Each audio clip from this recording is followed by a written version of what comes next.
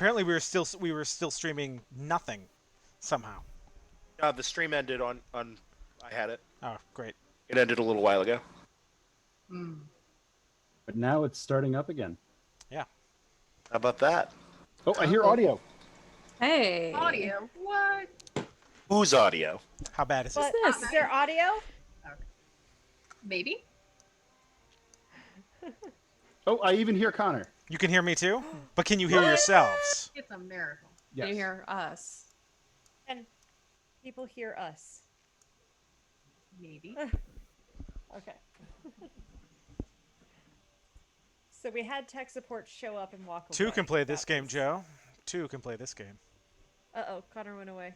That means our videos are all messed up now. No, I don't understand why you guys have that problem. What? Yeah, we're all still in Wait, the right how do you spots. not have that problem? Well, like they're all like they're instanced videos of like if I'm only showing this much of the screen. How would my changing what my box looks like shift everyone around? I don't understand how that keeps happening. Because you moved where you were in the order on the screen. Yeah, your box is all the way to the right. Your Yeah. box is on the bottom for me now. You were at the top Yeah, it's on the left, now you're bottom bottom left. right. Yeah, your All I bottom know right, is you were top left. And I've that's got what screws it up like for a us. little bit of extra stuff in my. Oh, but I haven't Switch. moved. I haven't changed on mine. No, because you don't change on yours. Right. No. Because I'm the host. So who's the host when you guys are doing it? What? Pat, my husband, who doesn't have video up. Well, maybe that's why. Yeah, because then it fills in the order that we all came in. So are we actually streaming? Is this like working now? Did this happen? Oh Apparently yeah, this is the people can stream. see all of this. People, Yeah, I mean, all I'm 0 seeing it. viewers can see it. Yes, Yep, all 6 of us. all of us. So all of us in the chat. Well, starting right on time. Yay! Yay! Who had Okay, technical difficulties. on their bingo card And now today. Joe's gone. Yeah, I want to be gone. Oh. I'm gonna make an Oh. entrance. Oh Oh, my goodness. That's not true. Okay. I'm just I had downloaded Streamlabs and hoping to, if need be, run it through my machine. But that's fine, and I'm getting everything fixed. So give me a second, I'll be back. Thank you for trying to jump in and fix that. I'm glad that this is at least kind of working now. I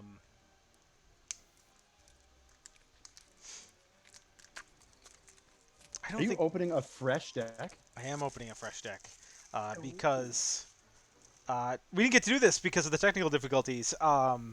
Because today is actually not today, Monday was our 5th anniversary. So welcome everyone to the Gemiversary Hammerbration special event. All 5 of us in the chat, and it's just us. It's us. We're them. We are here. We did it. We'll blast it out all over the internet. Absolutely. Well, it's going to help when Joe doesn't know I've done this, but it'll help that people will be able to view this later.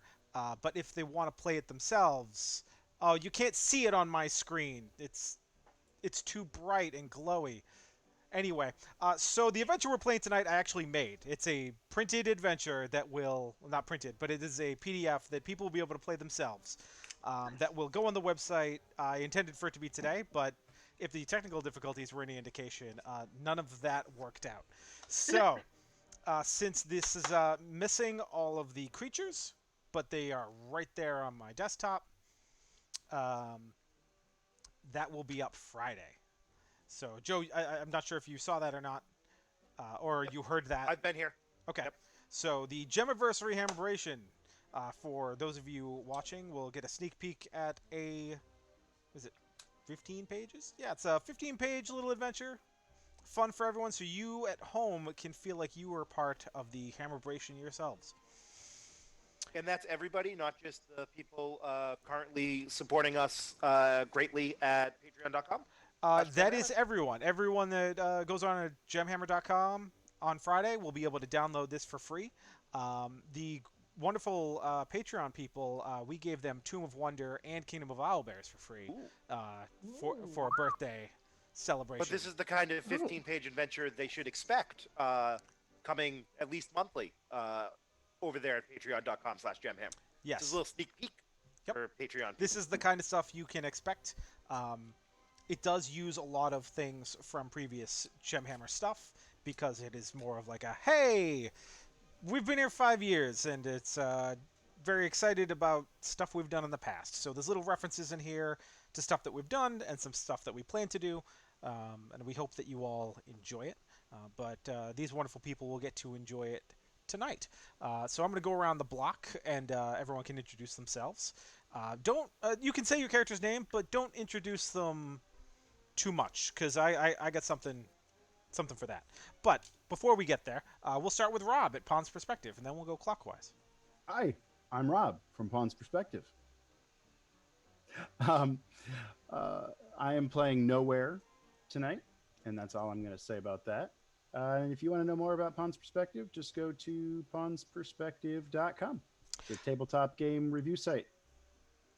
I apologize because it just occurred to me. I says we'll start at the top and go clockwise, which makes sense to only me because of the way that my screen looks. So, Megan! Hi!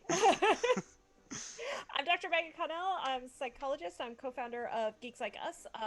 Through Geeks Like Us, I am the Dungeon Master for Clinical Role, a live play D&D game where all of my players are psychologists or therapeutic dungeon masters, and we have much fun with Gemhammer products, and I think you guys are awesome, so I'm happy to be here. Thank and you. I'm going to be playing Victoria tonight. Amelia. I'm Amelia. I am the community manager at Geeks Like Us. With Geeks Like Us, I also am the producer of the podcast that we constantly forget about called Brain Noodles, which Dr. Megan is the primary host of. So Brain Noodles to me is an excuse to hang out with my friends every 2 weeks. It's a fun project. That's totally fine. And tonight I'm going to be playing Isla. I don't think I'm familiar with this podcast. Are we sponsoring this as well? Dr. No. Megan? Okay. We talk about your products. Yeah, sure. We totally can. Yeah. Yeah, I wasn't sure if it was Geeks Like Us or not. It is a Geeks Like Us podcast. it is. So the answer was yes. Yes. Beth, your turn. Hi, I am Beth Vargas. I am actually the illustrator for the Deck of Many Things cards that we have at Gemhammer and Sons Gaming. Gemhammer.com. Yep. You can mostly see the screen as a reflection. Yeah, so I do some of the artwork, and tonight I will be playing Blackwood. I have too many decks, and I need you to buy them and get them out of my house. Yes, buy some of those decks. Have my fabulous artwork, Look at and this fabulous make your art. games even amazing. Look at that. They're beautiful. Okay. Look at this stuff. And it's the Wonderful. only deck of many things that has a spell effect right on the card, which is amazing because like 2 other companies have kickstarted the deck of many things since we have, and none of those say what they do on them either. Okay. No, Cool. these are handy. Like, That's I don't have to why look through them. yours is more better. That's right. More better game stuff. And that brings us to I was gonna say the boys in blue, but I'm the only one wearing blue, and usually that means like a cop, and so that doesn't really work here. But Joe's here. I'm Joe. I'm one of the co-founders, and with Connor, the main sort of creative direction behind Gemhammer and Sons. And I'm frankly just astounded that there's a deck of many things that I can buy right now at gemhammer.com that I don't need to go digging through books and tables to figure out what the cards do. You mean you don't have like 6 of these at your house? I have 1,000 of those at my house. Unfortunately, I don't know- Megan, you can't buy the deck of all the things Aha. because we ran out, and we We haven't. didn't run out. We sold out. Well, we Because sold it's out. such Yes, a great product. it's true. Mm-hmm. That you can't a buy. more better product. And I will be playing Rupert Williamsborough, and that's all I can say about him because Rupert would want to introduce himself, and that's going to take quite a while, and we don't have that kind of time. Well, it's almost like I know what you're about. And getting back to me, I'm Connor, the other half of Gemhammer and Sons Gaming. And I prepared this adventure for you guys tonight in celebration of 5 years of more better game stuff. Uh, we are going to be doing a giveaway. There is a giveaway for. This was actually going to be the giveaway for the halfway point. Uh, and then I opened it because I forgot that I didn't have one to use in this You know game. what you should do, Connor, is you should Go into the pile in the back and get more? Yeah, I'll just give away a No, set. I was thinking you could sign one of the cards and then make Yeah. it so that you can give away the actual one we actually played with. You know what? That's a great idea, and I love it. We're going to do that. Every card that gets pulled from this thing is going to get some quip from me. I don't know what it's going to be. Maybe it'll just be like what you guys suggest. Throw stuff in the comments. I don't know. But that's what we're going to do. I love that. The other prize we're giving away, and we'll announce that at the end, is this ridiculous bundle of stuff. Of many things, you might say. A bundle of many things. Straight from Gemhammer and Sons. You get some stickers, you get a pin like the one on my hat, your own decks of many things, a deck of illusions, Tomb of Wonder, our mini dice, and that will be given away to a random person signed up for our newsletter. So if you are not signed up for our newsletter, go on to gemhammer.com right now and sign up and get yourself a super cool thing. Maybe. I don't know. If it's not you, then who? Then who will it be? And I'm glad we did this. And it's certainly not because I forgot to sign up to Nightbot, which has the giveaway programmed into it. That would be crazy. Ignore the bright glow of this white page on my screen, and it's gone. We're professionals. As I have said in the last 2 streams, I am not a professional streamer, and I am not about to become one.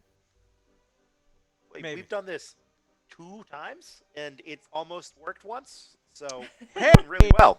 I mean, by now we've got a percentage of the mistakes worked out, right? Anyway, No one said anything. Great. Anyway, so you have all been invited to. Actually, I'm going to need to back up a little bit because some of you may not be familiar with this wacky thing that we do with Gemhammers. For some of you that are very familiar with Gemhammer and Sons, and for those of you who aren't, we kind of maintain 2 versions of this company. There is Gemhammer and Sons that you can go to gemhammer.com right now and buy some of our stuff, but there's also our in-universe company of magic item manufacturers. So when you read our stuff, there is canon in our game world a company of gemhammers who are the sons of a mad wizard, an arcanist, an artificer who has created many of these items. So we maintain those 2 versions, and any claims that we are actually a franchise operation from another dimension sent here to get a foothold in the land without magic is patently false. Moving on. Our lawyer said not to mention that, Connor. Quiet. It was smooth. No one suspected anything until you talked. Yeah, it's all my fault. So was your fault. So, with this adventure, these 5 wonderful people have been invited to Gemhammer and Sons' secret mountain lair for a gala event, a who's who of magic users and local celebrities, well-known dignitaries, nobles. This is like the Land of Arden's Oscars. This is a big to-do in Nottingham? No, that's something else. Ignore that. This is the social event of the year. This is the annual Gemiversary Hammerbration gala event. It is a very big deal. And luckily for our 5 adventurers here, they have got a hold of invitations. Sorry, my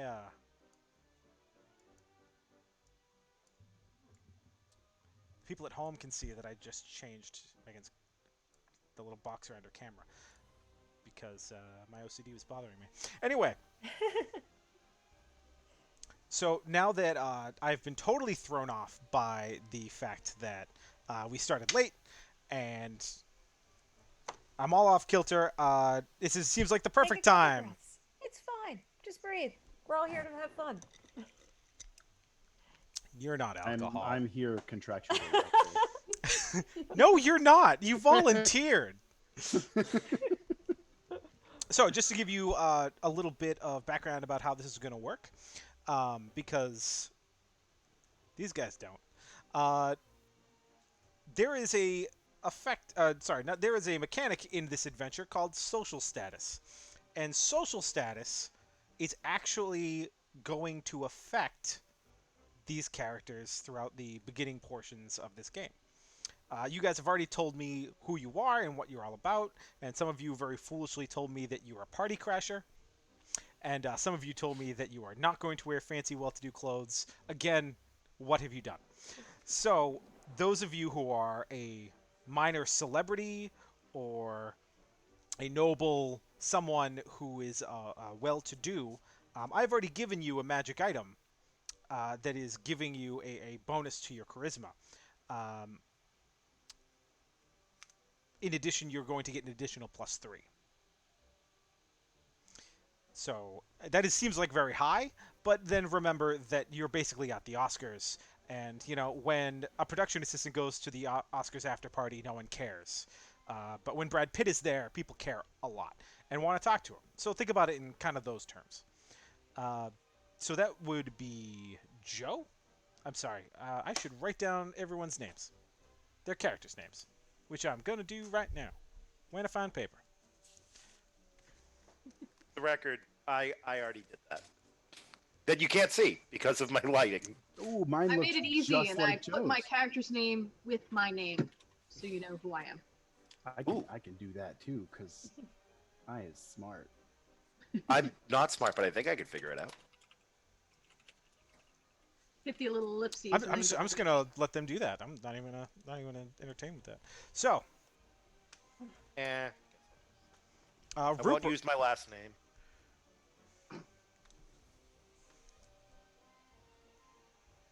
so Victoria and Rupert, you guys are getting that +3.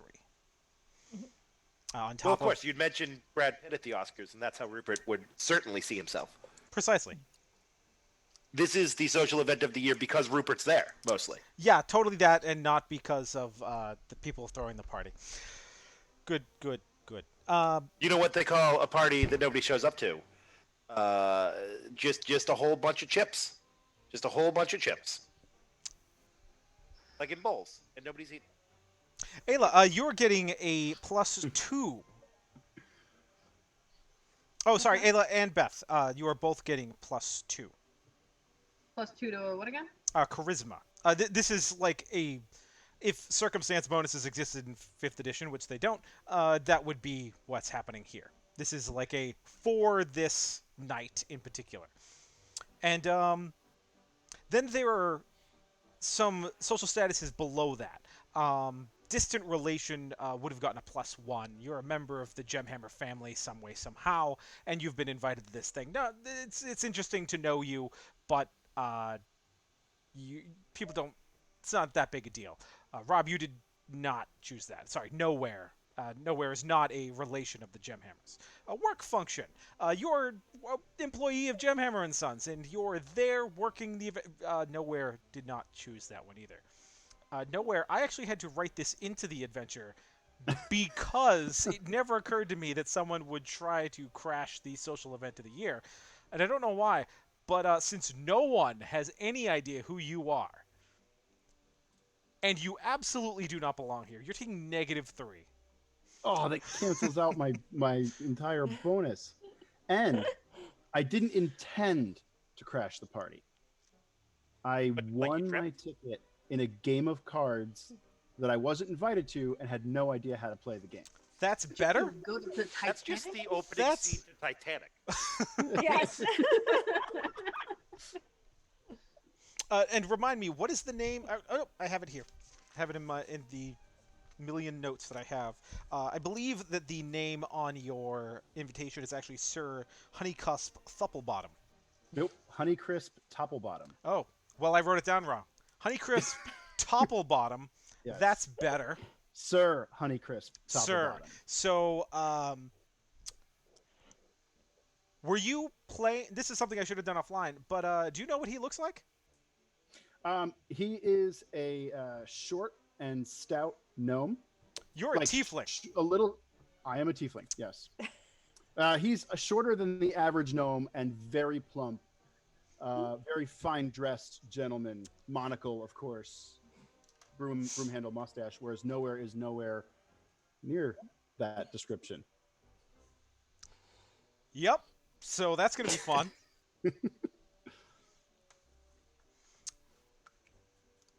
So now that that's out of the way,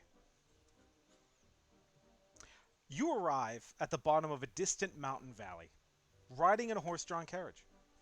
The doors open to reveal the lights of 1,000 glowing orbs, leading your gaze up to an imposing obsidian citadel, capped with a massive crystal eye peering down into the valley below. A tremendous crowd of people cheer with excitement around the outer gates of Gemhammer and Sons' secret mountain lair. Many of them are holding various types of arcane eye, crystal ball, and other methods of magical recording, so that the viewers at home can catch a glimpse of the majesty and spectacle that is tonight's festivities. The crowd is parted by a long red carpet leading up to a +3 Vorpal front gate of protection. The Legion of Wonder, Gemhammer's personal fighting force, stand at attention, keeping the crowds of cheering fans at bay. Could I just interrupt? Yeah. There are throngs of cheering fans at this secret mountain lair. Yes. It's a very bad secret. All right. It's the worst kept secret in all of Hollywood, darling. Rupert, did you know Secret that Mountain secret Lair is just the title of the place. Exactly. It It's has not become the actually a name of secret. the building. It's you know, so you go to Rockefeller Center. It's we head down to the Secret Mountain Lair in So a we go to the SNL? distant valley.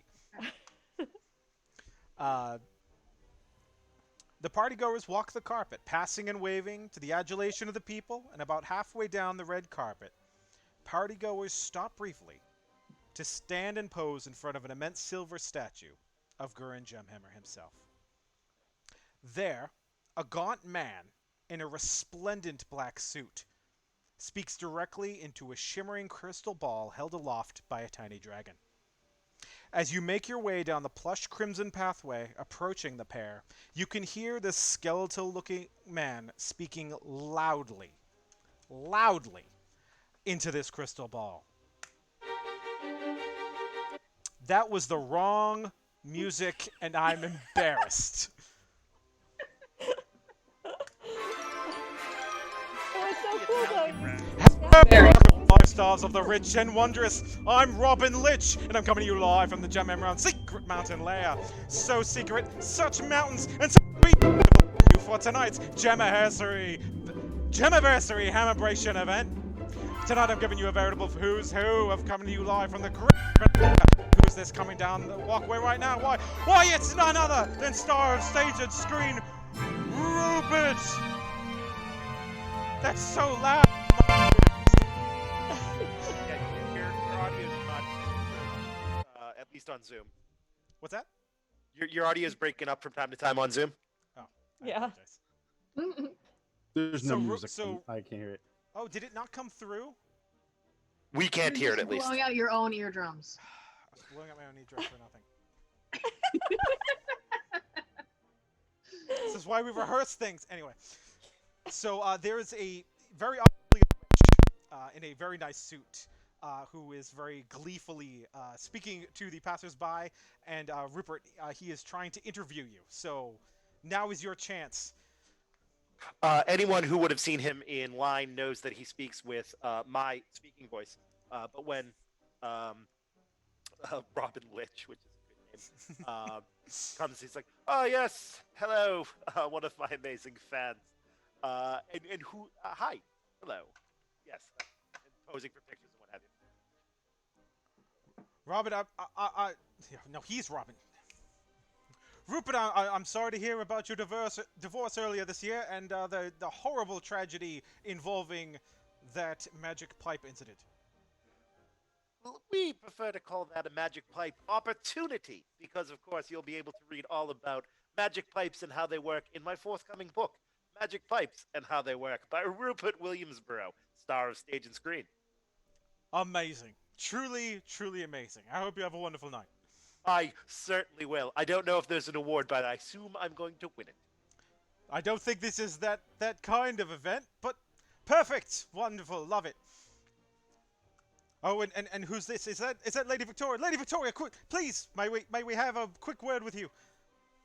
I suppose. And as she drifts up, all these like blue and white butterflies are kind of fluttering around her head and coming off of her dress. Yes. Lady Victoria, I'm surprised to see you here tonight, especially considering the rumors. Hmm.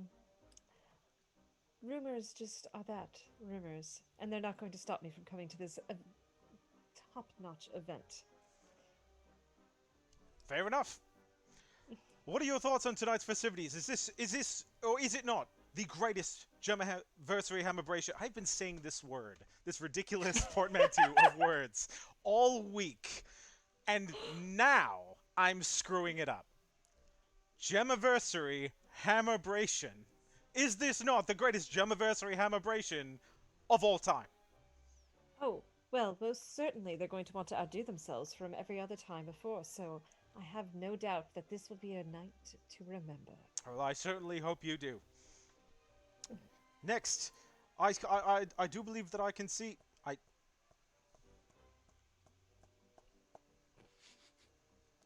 This is going great. I love it. Tappity tap tap. I know I read it. Cancel. Lady Blackwood, please come over. Oh, it's so good to see you. You so rarely make an appearance at these sorts of events. I'm curious more about the Celestial you serve. Will she be here tonight? No, she will not be Oh, here tonight. moving on. Miss, and what is your name? What is your name, Miss? Oh, I'm sorry. Are you still talking to me? No, I no. see- He pushes past you and goes to Alea, or Ayla, and Isla. just Ayla, and just like pushes right like Celestial's not here. Blackwood's not worth it.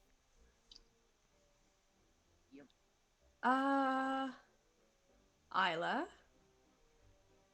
I was invited to talk to people, which I guess is something that everyone does at these events. Fascinating. And what do you do?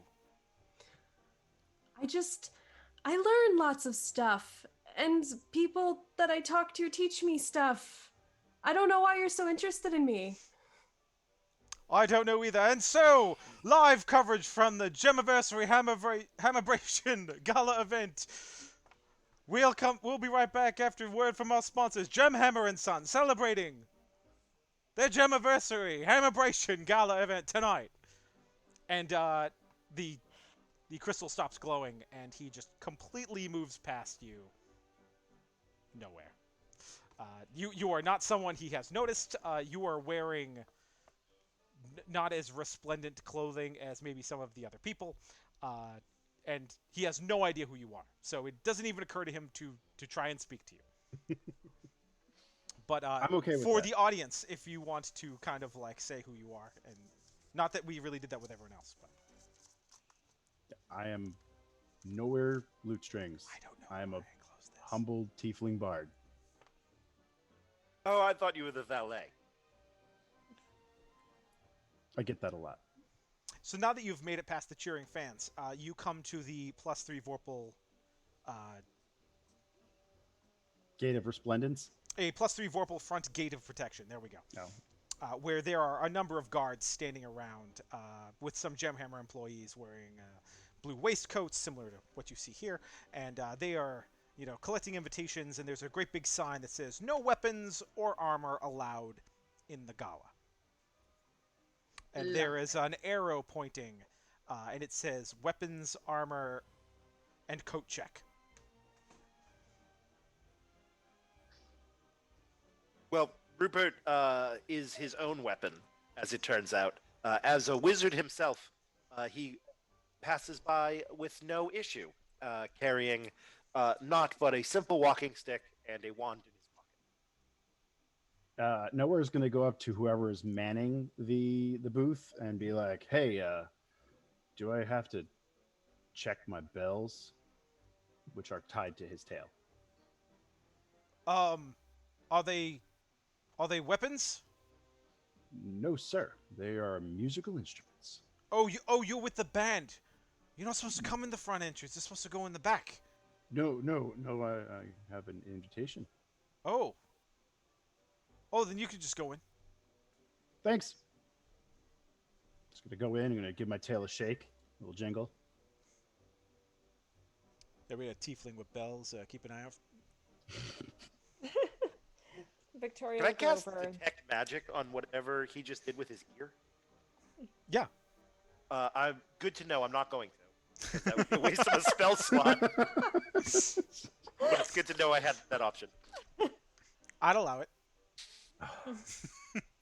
Victoria's wearing long gloves, and she's gonna pull them down and detach the wrist daggers she has on. Okay. But she most decidedly is leaving all the daggers that are strapped to her legs under the dress. And those are mundane daggers. Yes. Okay. And you were given a weapon check ticket, so that you can come back and get those later. What about the other two of you? What do you guys do? Well, I'm still carrying my sword and my shield, and I don't care if I'm wearing a dress, and I was required to wear a dress. I did not want to part with these, but I guess I'm going to have to check these in. But I'm also not giving up my dagger, which is actually tied to my thigh, and it's just a mundane dagger. I do not like being unarmed. For the people at home, I never specified that her outfit was a dress. In my mind, it's a dress because my celestial. You have done that yourself. Order. Yeah, she's a pain in the butt, and she would make me wear one. Well, there you go. So you're wearing a dress because your celestial made you do that. These are the downsides of making a deal with Celestials. Is sometimes there's a dress code. Yeah. I'd rather pants. I like pockets. But yeah, so I'm just gonna check in my shield and my longsword. And that's it. All right, and you also get a ticket. Thank you. Ayla, do you have any weapons? Like, is that something? Okay. Yeah, so Isla does walk up and she's got like a small crossbow. So she kind of angrily, but still controlled angrily, like thrusts it at the guy and then hands over her bolts. But much like Victoria, does have a mundane dagger strapped to the middle of her back that she's hoping that no one realizes she has. Okay. So she's hoping that just handing this stuff over is like enough for them to not question it. And probably. Can I get stealth checks from everyone who snuck weapons into this building? I feel like I should have snuck weapons in now. Well, I left all did. my weapons at the inn. Ooh. 11 for me. Connor, is a wand stuck in my cloak a weapon? they specifically said weapons and armor. They didn't say magic items. Okay, so without making the check, I'm good? Yeah, you're good. You're good. I got a Right. 5.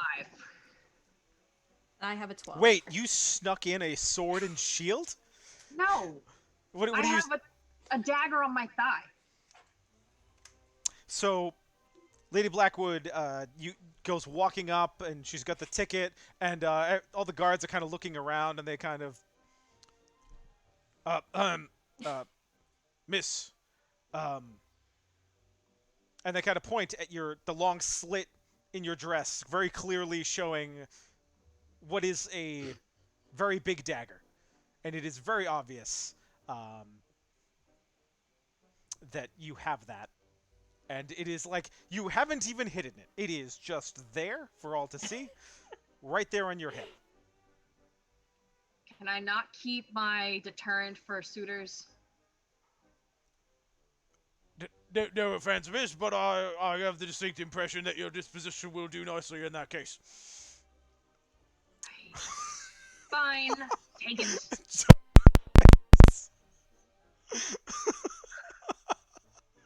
I did not expect Beth gets dunked on. It's not on my it's not on my bingo sheet. We have We a just bingo lost a sheet. customer. Next time we'll make Gemhammer bingo. Bing Hammer. Chandler Bing. That's what we'll call it. We are not calling it that. Gem We're Hammer. fighting. Nice. Uh,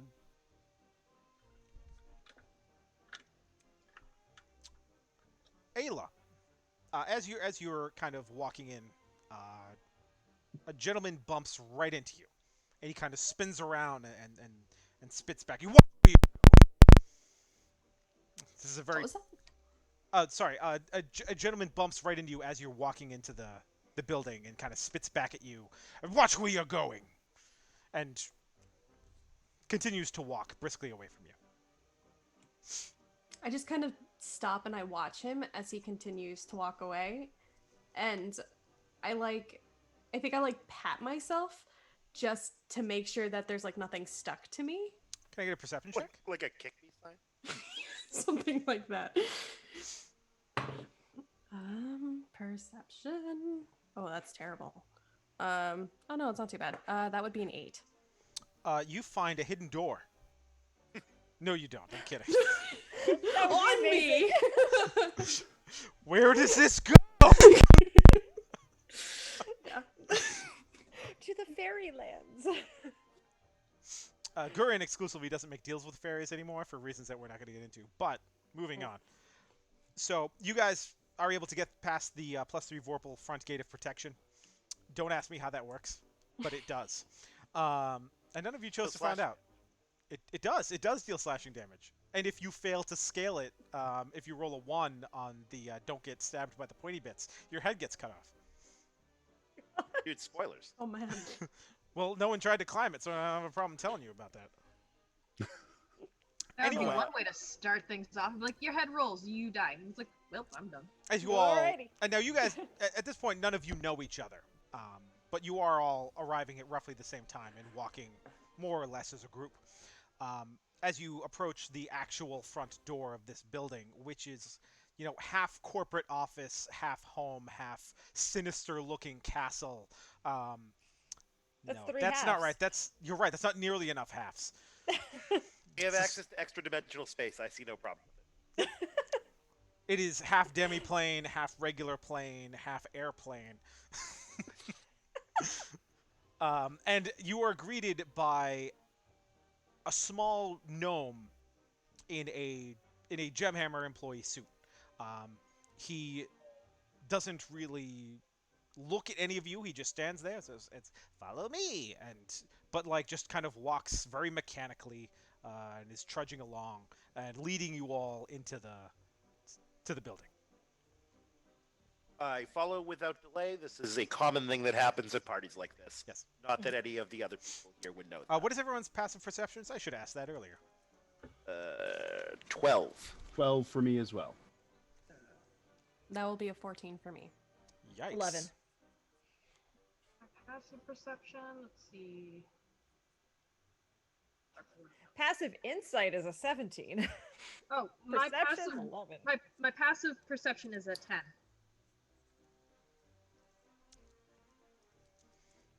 Ayla, something seems weird about this gnome to you.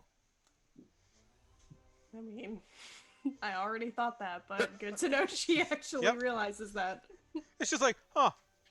Like Ayla's not very social. This gnome is extra not so. So much so that even you're like, it's his problem.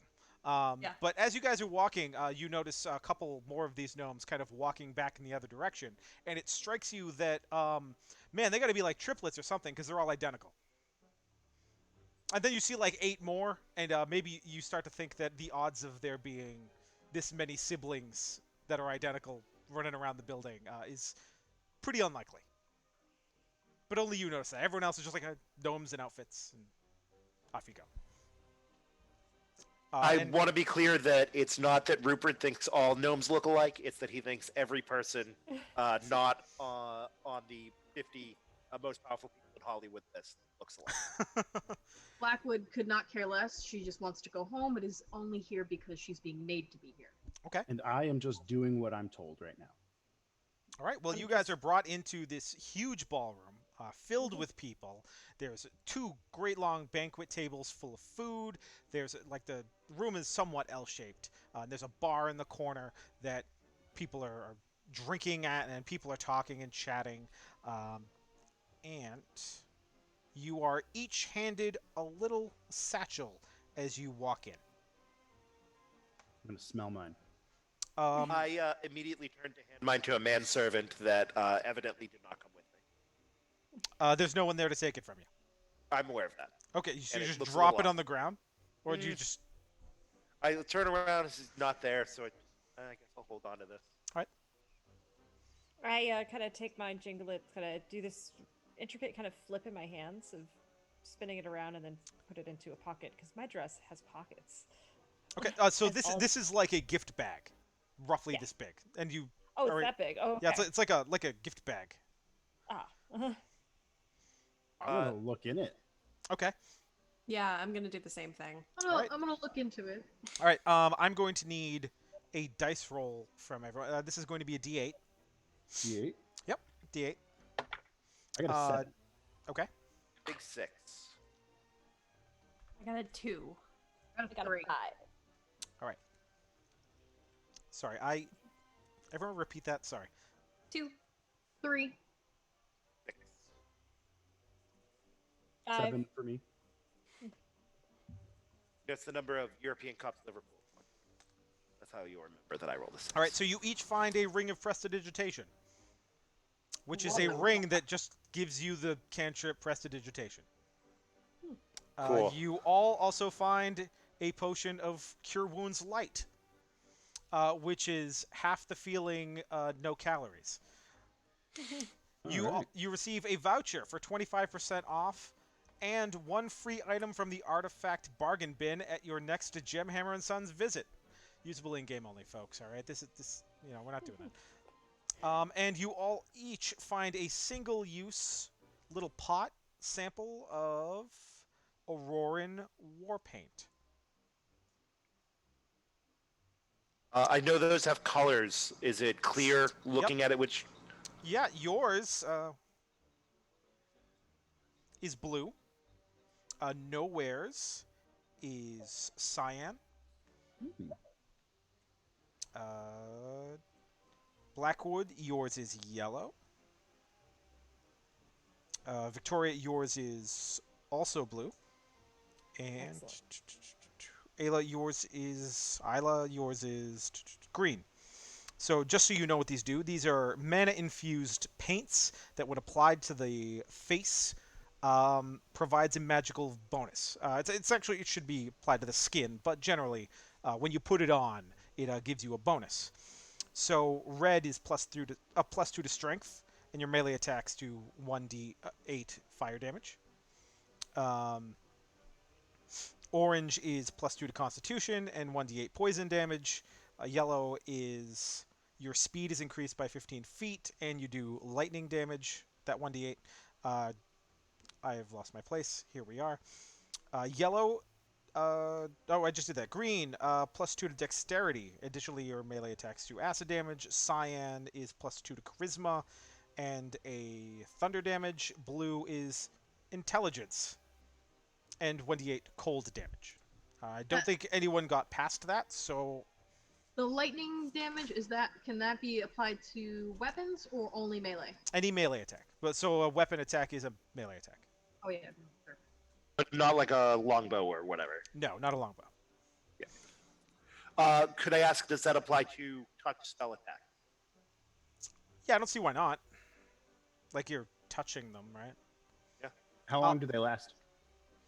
Until you wash it off. Ooh. But if you apply another paint, it removes the property of the previous one. Okay.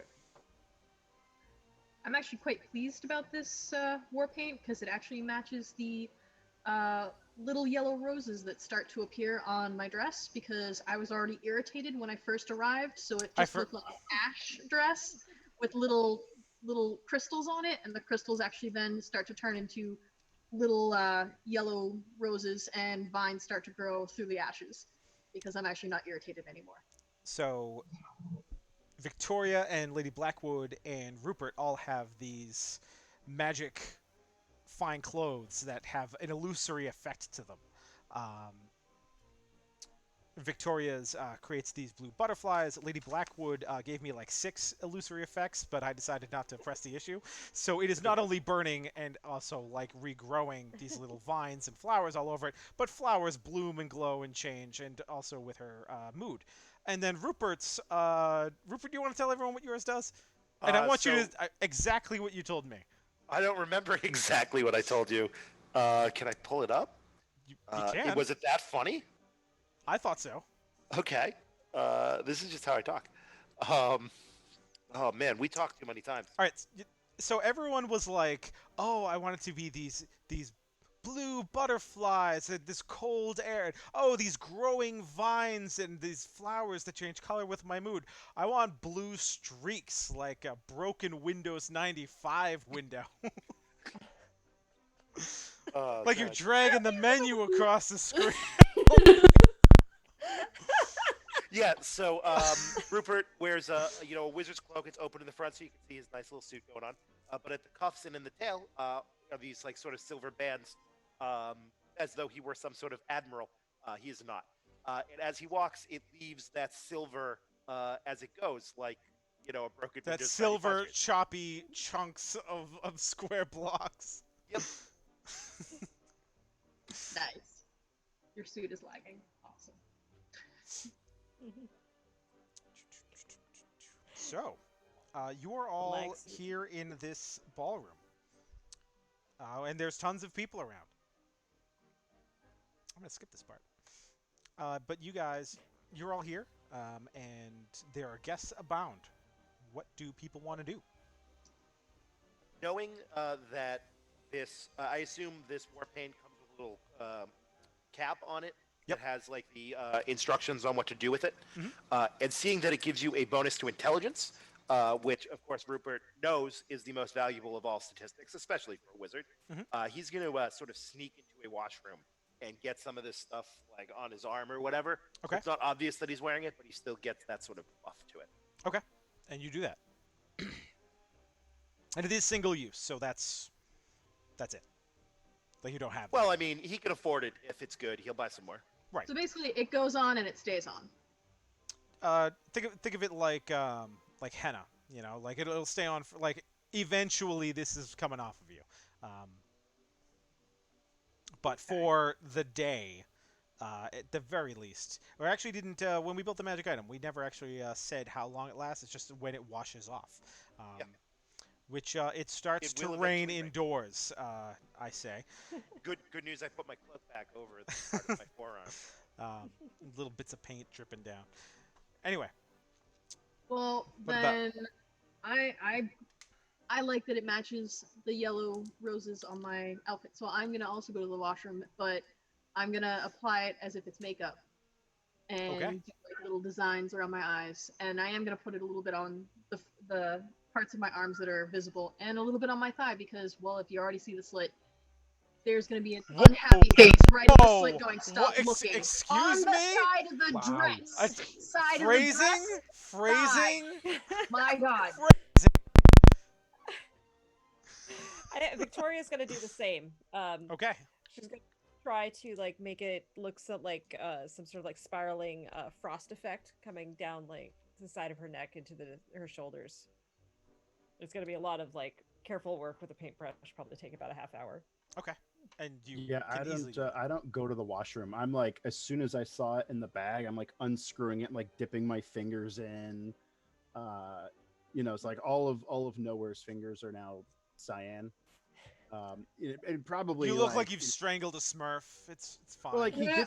he dipped his fingers in it. He's kind of like rubbing it in like it was like a lotion. So I'd say like his hands and maybe part of his forearms are now cyan instead of purple, which is his skin Perfect. color. Isla's gonna roll up her sleeves and she's going to not go to the washroom, same thing, but she's going to write like as best as she could, like pick up like crossbow. Because she may or may not walk out of there if she's annoyed without it. So she's just writing herself like a message with it, and then like rolling her sleeve back down before like hiding in a corner, trying to look like that she's trying to like come off as cool and collected, but in actuality she doesn't want to be here or talk to anyone. The part of the thigh that's actually visible through the gap in the dress that is just Why slit is on there the side. Jeez, what did I just tell you? It has an unhappy face and it says, "Do not touch." Okay. In common? Yes, in common with the yellow paint. And also in Elvish right underneath it. Just in case. Just in case. In like smaller print. I'll allow it. I'm assuming we're in the same washroom, so seeing you do that is... Yeah, there's one lady's room, but she's sitting there. She's writing her manifesto on her leg. Do you want it written in Only- Celestial as well? Only redheads. Yes. I will take you up on that. Put it on the Celestial as well. Thank you. Yep. It looks like the Rosetta Stone all the way down to her knee. It's fine, as long as no one's touching.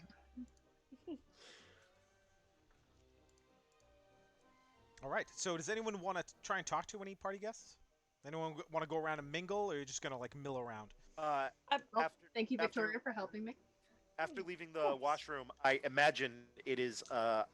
There are many people who want to speak with Rupert, so he is happy to, sign autographs and tell small stories about his adventures and all of the things. Small stories, so that people will still buy the book. Absolutely. Can I get a D20 roll out of you?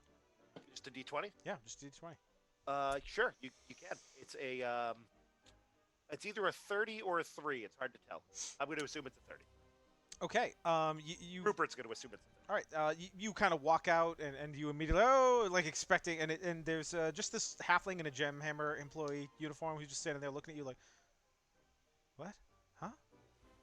Wait, the book? Yes, the book of my adventures. wa- My auto.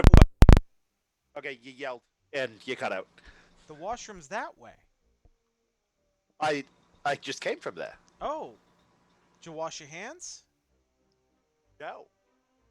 Oh, you should do that. I went to the facility, but I didn't go to the facility. So you didn't wash your hands. That's also true. Yes. That's gross. You know what? You're right. I should go wash my hands. I have a little bit of this blue bit on my palm, and that makes sense to me, a young lad. And what was your name? Bert Wembley. Well, Mr. Wembley, here's and I flip on copper. There's a copper for your time. Thank you very much. I will go wash my hands. Oh, thanks, mister. Who is that guy? It was Rupert Williamsborough, noted star of stage and screen. What screen? The silver one. Okay. It protects against werewolves. Note to self. Silver screen. I Anyway, should get some of those on my house. For werewolves? anyone else want to try and carouse the party? I'm just people watching. I want to listen to people talk because that's Nowhere's thing. He collects stories. Okay. I'm gonna see if they have tiny cakes because I'm hungry. So I'm gonna go see what the food looks like. They have all the tiny cakes. Yes. Every tiny cake you could imagine. All right, Chocolate, I like this market. vanilla, chocolate and vanilla, and strawberry. No, those are hoodsies. What am I talking about? That's a New England thing. No one knows what you're talking about. Oh, But Blackwood does. So I that don't know what a hoodsies is. And I'm in New England. You're in Connecticut. It doesn't delicious count. with ice cream. I was about to Oh. say. You're, Oh, but ice cream. Okay. They call that Neapolitan. No, no, hoodsies. it's not the flavor. little- The tiny little Sunday Little cups. teeny, And Oh, you the have little a cups with the wooden paper. spoon. Okay. And yeah. with the Yeah. paper and the little wooden paddle. Yeah. some those reason- are the Yes. best. All Oh, right. I'm great. good. There's a lot of things in New England that I forget don't exist outside of. like half Humpty of our Dumpty state- chips. What the hell?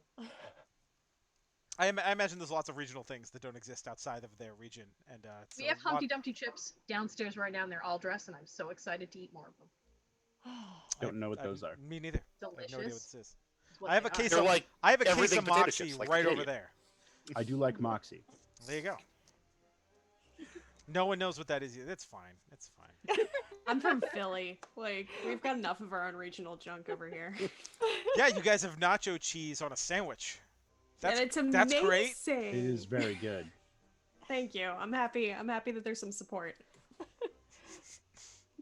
Anyway, since no one seems to want to do anything, Well, no, Victoria's gets a glass of champagne because I'm assuming there's champagne. At this absolutely. event. Why not? And mostly just kind of drifting through the crowd, seeing if anybody comes to approach and talk to her. But she's not going and trying to seek anybody out. Yeah, that Even makes. if she sees anybody, it's like if she sees someone interesting, she might kind of drift towards them, but she's not going to initiate conversation. She's too cool for that. All right, well, you know what? I'm gonna see if anyone approaches you. Wow. Okay.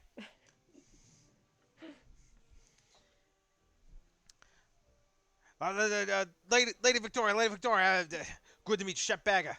Shep Bagger, that's right. Shep, I put the bag back in Bagger. So, listen, I got a deal for you.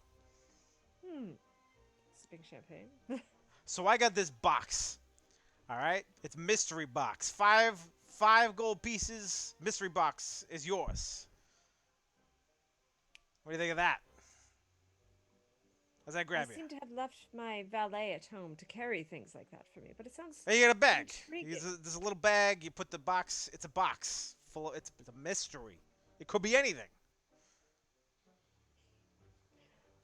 Oh, what the I want you heck, to we know I only live rolled a once. 1.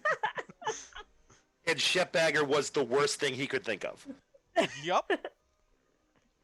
In fact, this was his bit in Kingdom of Owlbears. This is exactly what that character did there too.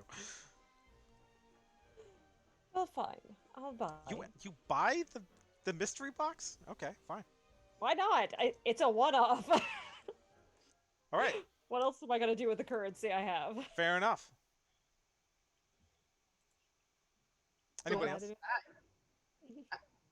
I'm still eating snacks and like looking around, just being like, is there more swag so that the Celestial will be pleased with this little adventure? Not as of yet. Not that you've noticed. It's mostly just food and a lot of people chit chatting and talking and going Very about this. boring rich people talk. Like, That's what Let me- Rupert's doing. let me see. Let me get a perception check out of you. perception check. That would be a. Ooh, my perception is. Oh, it's my performance. Never mind. It would be 19 total. Nice. You overhear a conversation between this very large, muscular gentleman wearing a mask, and this woman who, through the crowd, you can kind of see she's in some kind of chair, this contraption with big wheels.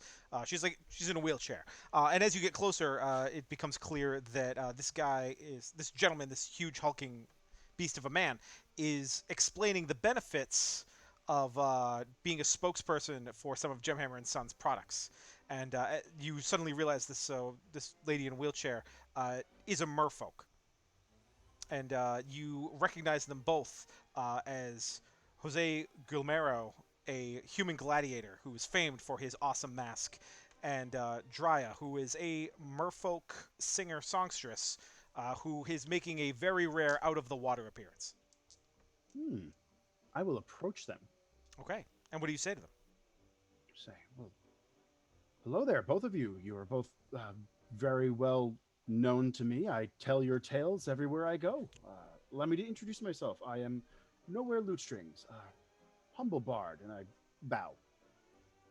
And Jose bows as well. So you know of Jose. I know very well of Jose. And you buy It's kind of Gemhammer products. This is good. This is good. I swear on my mask. That's a good deal. You should just buy them.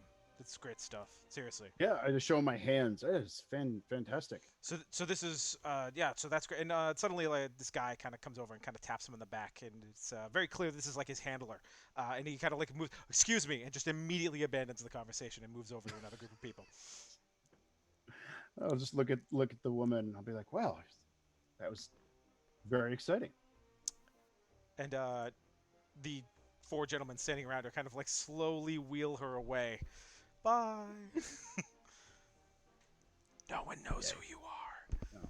No one knows who you are. Arriving from the restroom, I notice that there is someone who clearly wants to talk to interesting people, and I will go approach this gentleman and avail him of the conversation he is so in need of, it seems. Go for it. I continue watching, eating my snacks. Yep. Ah, a tiefling. I haven't seen one of your kind since yesterday when I vanquished them. They were cultists, though. You're probably not a. Are you a cultist? I by no means am a cultist. You probably should have led with no instead of I am.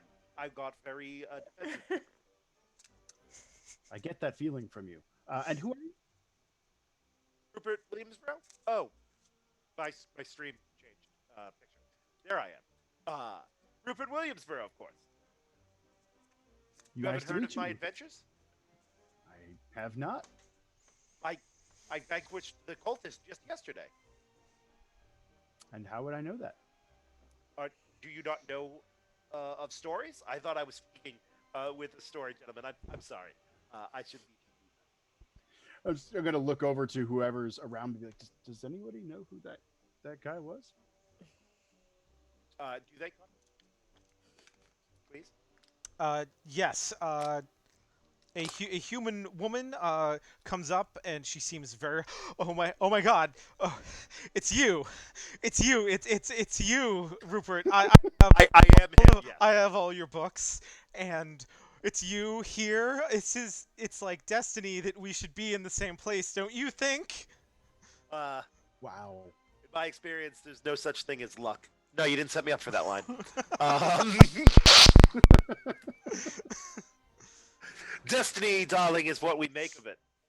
I was destined to be a poor miller's son, but look at me now.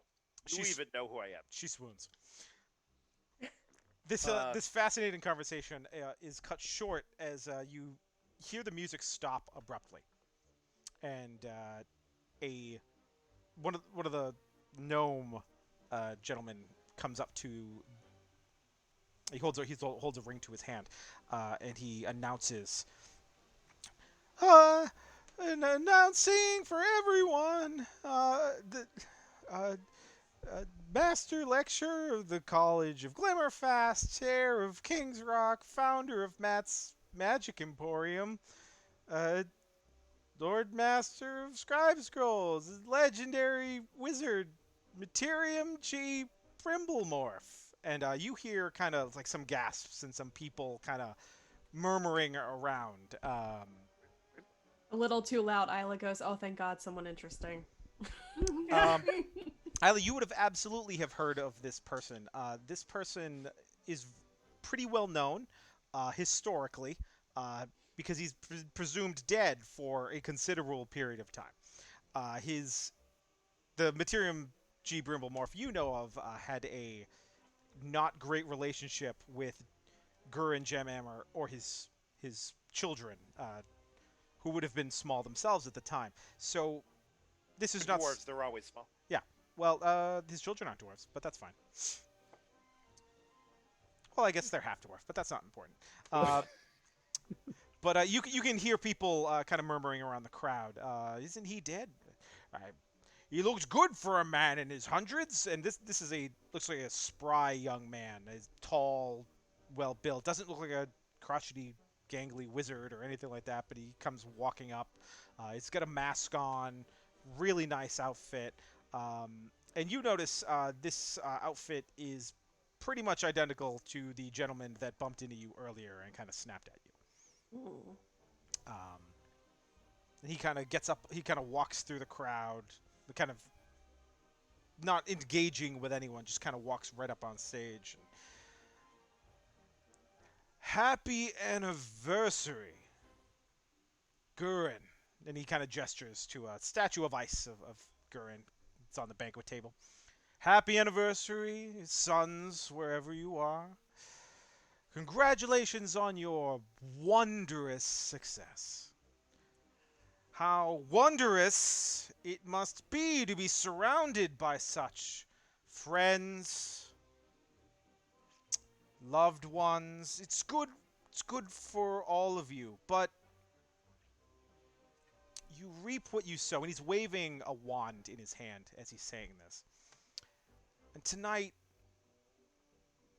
Brimblemorph will have his revenge. Tonight is Brimblemorph's night. And he, from his cloak, pulls out a crystal. And it's vaguely hammer-shaped, but it looks broken. And it has like some bits of metal kind of wrapped around it. You'd have seen this, or at least likenesses of it. Like the statue of Gurin is holding one, and the one outside, the ice sculpture, there's paintings of it. This looks like a Gemhammer, the magic item made by the Gemhammers, but it looks like a broken one. He's holding in his hand, and he just presses the wand against it, and in a flash of smoke, and a wave of energy that radiates out. We're gonna go top to bottom, left to right. So, nowhere, as this wave of energy hits you, you get 50% off your next purchase. Nice. I should have taken that card out.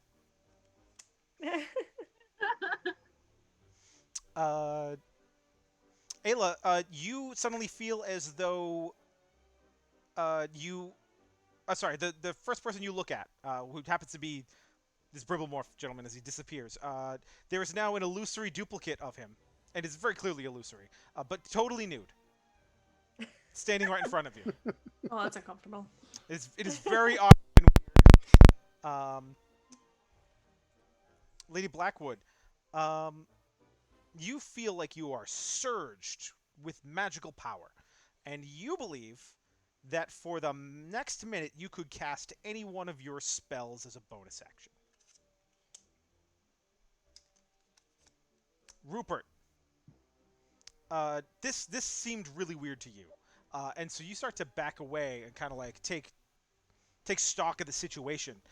And as you step back, you can very clearly hear loud music playing. And you thought at first maybe the music was coming back on, but you suddenly realize it's in time with your movement. And you quickly discover, so long as you are walking, soft music plays around you and increases tempo the faster you move. And that will happen until the next full moon. I was under the impression that was already happening. Yeah, you notice nothing. Yeah. Wow. I'm gonna skip that one. Oh, did my name turn to Dabney? Come on. A sperm whale crashes through the ceiling. Where do you want it to appear, Victoria? I mean, where do you want it to land, Victoria? I mean, I don't want it to squish anybody. Okay. If possible. Yep, so it lands at a spot, the only vacant spot, and then poof, disappears. The other people in the room are having similar strange things happen to them. They are suddenly covered in vines. Some of them are covered in feathers. One guy is standing there. This is this tall, kind of pale elf gentleman wearing a gauntlet, and just kind of stops and goes, "I'm already Dabney," and just kind of wanders away. Would I know if my 50% off will stack with my 25% off coupon I got? No. Nope. No. No, They're we not need that money. multiplicative, you know? Like, nice try. So I realize I get the 50% off. Also, I'm excited, and the I card realize they don't stack. specifically says in-game only. Oh. Usable at any in-game store or merchant. That's still pretty good. There are, in place of Brimblemorph, as the smoke clears, these 5 semi-transparent blue figures. And they are just slinging spells into the crowd, knocking people down, pushing them over, flipping tables. These guys have gone nuts, and they are attacking the partygoers. You are far enough away. Do they seem to be like meaning to do harm? Yes, Okay. they are ruining this party and hurting people. So I'm gonna get some initiative rolls out of you guys as we Alrighty. 20, not natural. Wow. 19. I don't believe Ooh. you. 11 for me. That's- 17. Hold in on. keeping I need to slow in keep- down. I rolled a 19. So it was nowhere. Blackwood. And then what? Who had 11? I had 11. And then I'm back at 6 for the number of European Cups won by Liverpool Football Club. all right. I don't I'm know at a why f- anyone And would want Ayla? to spin a pool of livers. I'm at a 5. Oof. There's this guy, he's naked, standing in front of me. I'm just kind of like, can you That's can fair. you just like, That's fair. can you cover up like?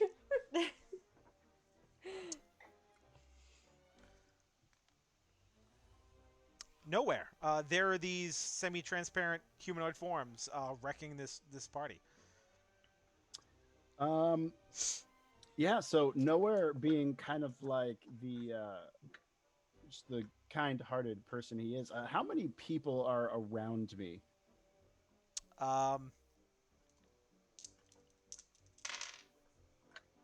25. 25 people. There's a lot of people in this Now- party. This is a packed house. You know, this is a. Yeah, I was gonna do something, but the casting time is too long. Let's see. Well then, jeez, I'm kind of useless here. Let's see. How far away are these 5 people? Were you towards the middle of the room, or you were kind of wandering around? I'll say. I was kind of wandering around. Yeah. Yeah. You could dash over to them. Let's see. I don't want to dash per se. I would like to get into range where I could cast darkness over them. Okay. So, yeah. What's the range on darkness? It's been a 60 while. feet. Oh yeah, you can do that. Cool, and it is a 15-foot sphere that it creates. Let me just Because double that check is the map. the only desperate thing he can do right now since he is not armed. Yeah, I mean, if you're about halfway through the room, then you can definitely get 60 feet. That's easy enough.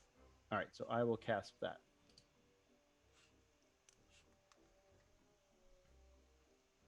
Okay. Huzzah.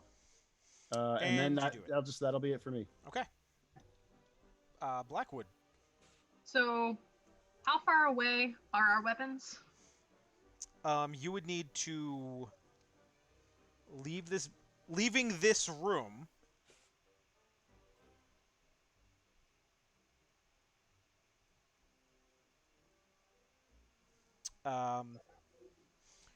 Would probably take like 4 or 5 rounds, and you watch through like a big foyer kind of a thing when you came in, and then you'd have to walk all the way down the walkway back to the gate. So the adventure That's would be, or the fight would be over by the time you got to your weapons. That's fine. It's almost like I took them away from you on purpose. Yeah, I figured. Then, one of those things ends up knocking over the food that I'm eating. So I'm irritated. And so instantly my dress has gone on fire, even though it's an illusion because I'm pissed because those were delicious cakes. And I'm going to grab the tray that the food was on, like it's a little metal tray. Okay. And can I use it as a weapon? You can, but it'll be like an improvised weapon attack, so you'll do like 1 damage. Even if I use, since I only have 1 minute that I can do my little extra attack, even if I use,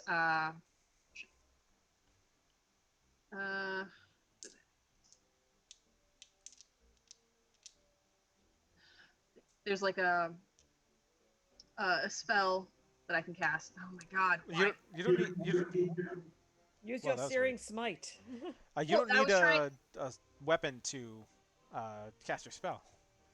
Yeah, I know, but there's. Okay, fine.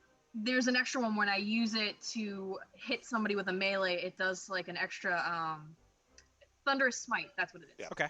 But I Well, have to. you can do that with the improvised weapon, And then also Okay. remember that your melee weapons are doing another kind of damage. And then if you cast if you're doing thunderous smite, then see what's happened. Even though the weapon's not a weapon, you'll still do something. Yeah, that's why I was like, use the improvised weapon and thunderous smite because I have that bonus, um, because of the weird magic that hit me. It's like I took your weapons away and then gave you a cream that made your melee attacks better, so you could improvise weapons in the room. Shoo. It's almost like I did that. Almost. Almost. It's a good thing I went to the bathroom first because I've got that and I've got the lightning damage in addition to it. Right. So I So 1d8 of lightning damage, and then I'd have an extra 2d6 of thunder damage to the target. So so I'm gonna are you gonna do that? Or are going you to gonna tell me how the yes. game works? yes, I'm gonna attack the closest whatever thing that's near me. Perfect. With the dinner tray. Yes, with a dinner tray. Okay. Can I get an attack roll? No, wait. Is thunderous smite? Yeah, you make an attack roll. Yeah. Yeah, It's been a while. it's been a while. Last time I played with you was like February, so Man, I don't even know. Yeah. I mean, this has been the craziest March. right. I know it's gone on forever. So roll d20, right? Yeah. Yep. I got a nat 20. Nice. That's a crit. I don't believe. Yeah. That's fine. No, that's great. So that's a crit. So you'll do double damage. Sweet. So I'm gonna write. Okay, so Oh, you have to get up on them to do that. I- They're in magical darkness. they're in magical darkness. Yeah, he cast darkness on them. I did. Okay, well I do have a teleport thing. I mean, you could just walk into this darkness. You know what? You crit. You run blindly into this darkness with this food tray, and you hit one of them with it, even though you can't see anything. You are now blind, by the way, just so you know. So That's fine. So I roll d8s. And you roll twice as many dice as you would. Okay, so 4, 3, so 10. Mhm. So that's 10 for the thunder, and then one more d8 for. Oh, so then it would be 2d8 for the actual for the lightning damage, yes, right? yes, because you're doubling it. Yep. 1 and 6. So 17 points of damage. Okay. Wow. With a Nice. with a dinner tray. Yes. That is awesome. Angry because of cake. And you all just hear like the bang coming from the big sphere of darkness on the stage. Oh, and I have now drawn on the map. I didn't want to do that. I should export this. Hey, Connor, just be careful about shouting because you are clipping your audio. Am I? Yep. I will stop doing that. I apologize. Victoria, it's you. You're up. Yes. What can I see at this point? Uh, I see you- a bubble of You see darkness? people running in a bubble of darkness, and this woman in a flaming dress runs into it, brandishing a dinner tray. Then you hear a loud noise, and that's it. All right. So the whale fell through. Kind of. She gets to do something I can't do with my face, which is to lift one eyebrow, and sets things down. Kind of helps usher. It's like a couple of people out. It's like go, and as she's turning around, her dress kind of shifts, and the butterflies all vanish, and it becomes much more utility with slits to the side so she can access the daggers.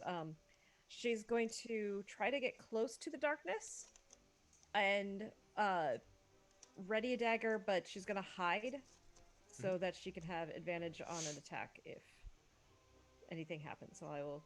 All right, can I get a stealth check to see how hidden you are? They can't. Yes, They and, probably can't see you anyway, but Yeah, They can't see anything. it's true. not bad. So it's gonna be 18. Okay. And as far as most of the people who are in a panic are concerned, you are hidden. They don't even see you crouching next. Like people are running past you in a panic. Ah! Question though, if that like cloud of darkness with my Fey ancestry, dark vision, am I really blinded in there? Yeah, the magical darkness is different than just being in the dark. Okay, and divine health won't help me. I don't believe so. Okay, it's just as immune to disease, I guess. I'm looking to see if I have anything against blindness. And Connor, I'm holding my action to lob a dagger at one of these things if I get a visual on them. Okay. Speaking of which, I'm gonna. One of them just got hit. They're all blind. Let me see. Yeah. One of these things does come stumbling out of the darkness, kind of haphazardly. Oh, and so I throw a dagger at it. Okay. Can I get an attack roll? So it's going to be a 22. Yikes. Yeah, you hit it. All right. So the cold damage, though, is only melee, right? It won't. Yeah, that Count won't for the apply dagger. here. Yep. Okay. So that's going to be a 1 plus 3. So 4 plus sneak attack, which I think. 3d6.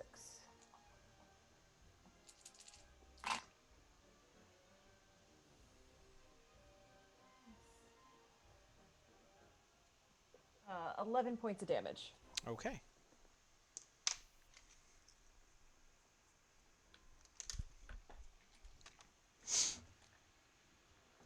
Rupert, there's this magical ball of darkness. Some people are attacking some other people.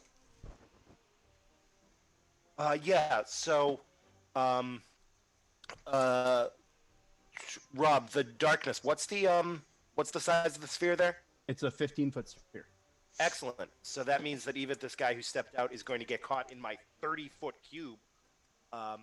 So Rupert is going to start walking sort of triumphantly towards there. I assume the music is equally epic that Yes. plays as I start walking. Bum bum bum bum bum bum bum bum bum bum bum bum. Yep. And I pull from my component's pouch a glowing stick of incense and cast hypnotic pattern on that cube. So in that darkness. Okay. So each creature in the area needs to make a wisdom saving throw. Blackwood, I'm sorry, that includes you. Yep. So.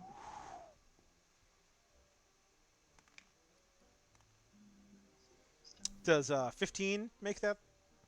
Not anymore, because I got this cool paint on. Oh. Well, the other rolls were a 3, a 2, and an 8, so I guess you got all of them. Oh wait, there were 5. I got an 8. I got an 8 as It's well. not better. Okay, so sorry, Blackwood, you are also charmed for the duration. So while charmed by the spell, the creature is incapacitated and has a speed of 0. The spell will end for the affected creature if it takes any damage or if someone uses their action to sort of shake them out of their stupor. I And think I'm resistant to being You have charmed. advantage. Yeah. oh, so roll that Rolling save on. at advantage. 11? 11's still not going to do it, unfortunately. And I will announce, adventurers, now's the time. They are incapacitated, have a speed of 0. If ever they were to attack, that would be great. And that's a minute that they are that way, unless somebody does something else. Okay. That is my turn. And before I'm just gonna swear quietly in that darkness. 'Cause now I can't move.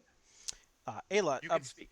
before you can react to any of this, including this strange naked man, this wave of energy comes washing back through the room. And the paint on everyone's faces and arms and wherever, you can clearly see it disappear. It's just gone.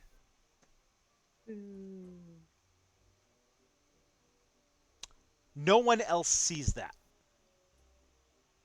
Oh, Everyone else, as far as you're concerned, that's still there.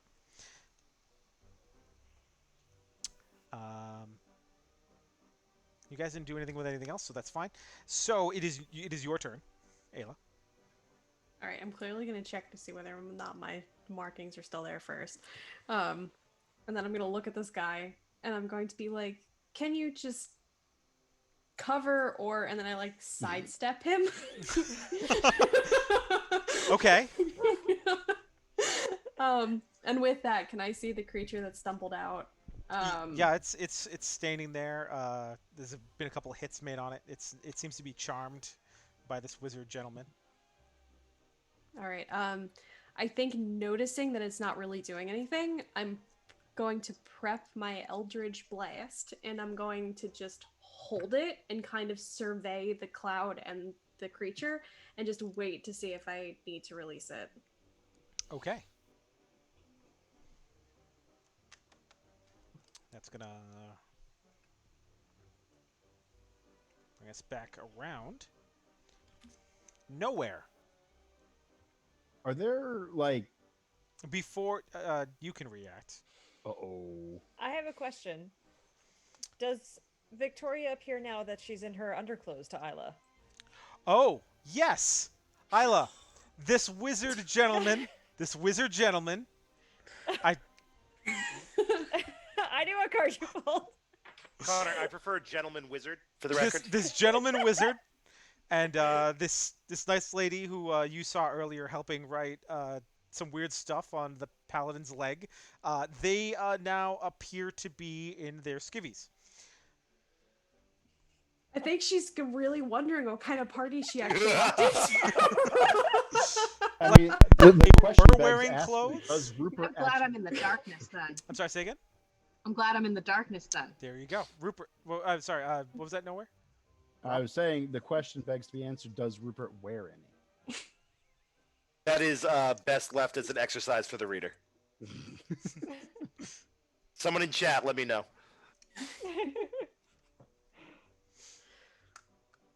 All right, so now it's wait, something happens before I take my turn? Oh, yes. I'm sorry. You cast a spell seemingly at random. And you're standing in this magical zone, and you get the distinct impression that you can't tell the truth right now. Oh. Okay. Yeah. Great. Are there any like carving knives or anything that Nowhere can get his hand on that could be used as a sharp object? Yeah, immediately next to the tray that the paladin picked up and ran off with, there is a carving station with knives that you can absolutely pick up. Great. It's written like right here too. It's great. Yeah, so Nowhere's gonna grab two, one with his hand and one with his tail, and try to make his way through the crowd. Are tiefling tails prehensile? I thought they were. I I'm was gonna playing look it up. Fenway wrong that whole time, and now I'm sad. But anyway, Let's see. Hold on. Tiefling tails. How flexible is a tiefling tail? See, this is like not. see, we're doing Okay. this. We're doing this for you, audience. We're Yeah, figuring it out.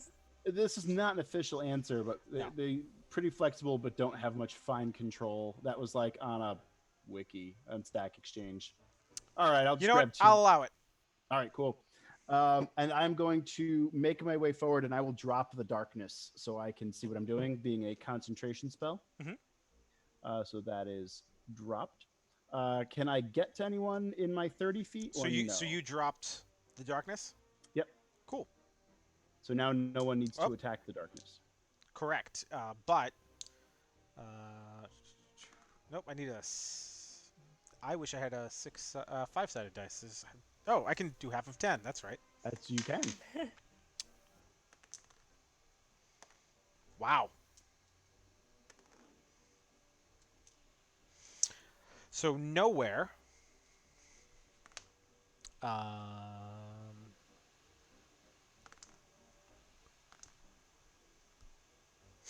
Okay, so this darkness drops, and these things are kind of crouched in the darkness.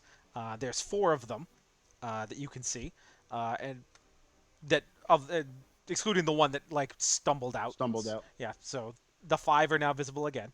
Um, they each kind of lob this Aren't ball they of. incapacitated by the hypnotic pattern? You're correct. They had a prepared action, but I guess that's not happening. I forgot all about that. And so, thank you, Rupert. You did it. You're him. And Am I still blind? Nope, sorry? you are not still blind. Am I still blind? I'm not you're blind. not. You're not blind anymore. So Oh. nowhere. You drop the magical darkness. These things are incapacitated. What do you do? I try to get to one and attack it. If I can make it. If not, I will get as close as I can get right now. Okay. You can easily get right up to it. Okay, I will get up to. I will get up to one, and since I'm holding 2 light weapons, I will attack with 2 light weapons. All right. Well, they're daggers. I mean, they're Yes. knives, but They're knives. they're functionally daggers as far as I'm concerned. So let's see. So a dagger, 1d4. 1d4. Well, I gotta roll to hit first. So my first one would Don't be. forget you have advantage since they're incapacitated. Oh, that's right. First roll is better. So that would be a 16, let's see, 17, 20, 21 to hit. You do. Okay. Wait, is this the one that had stumbled out of the darkness, or one of the ones that was in the darkness? Whichever one was closest to me. Then it would be the one that had stumbled out. Yep.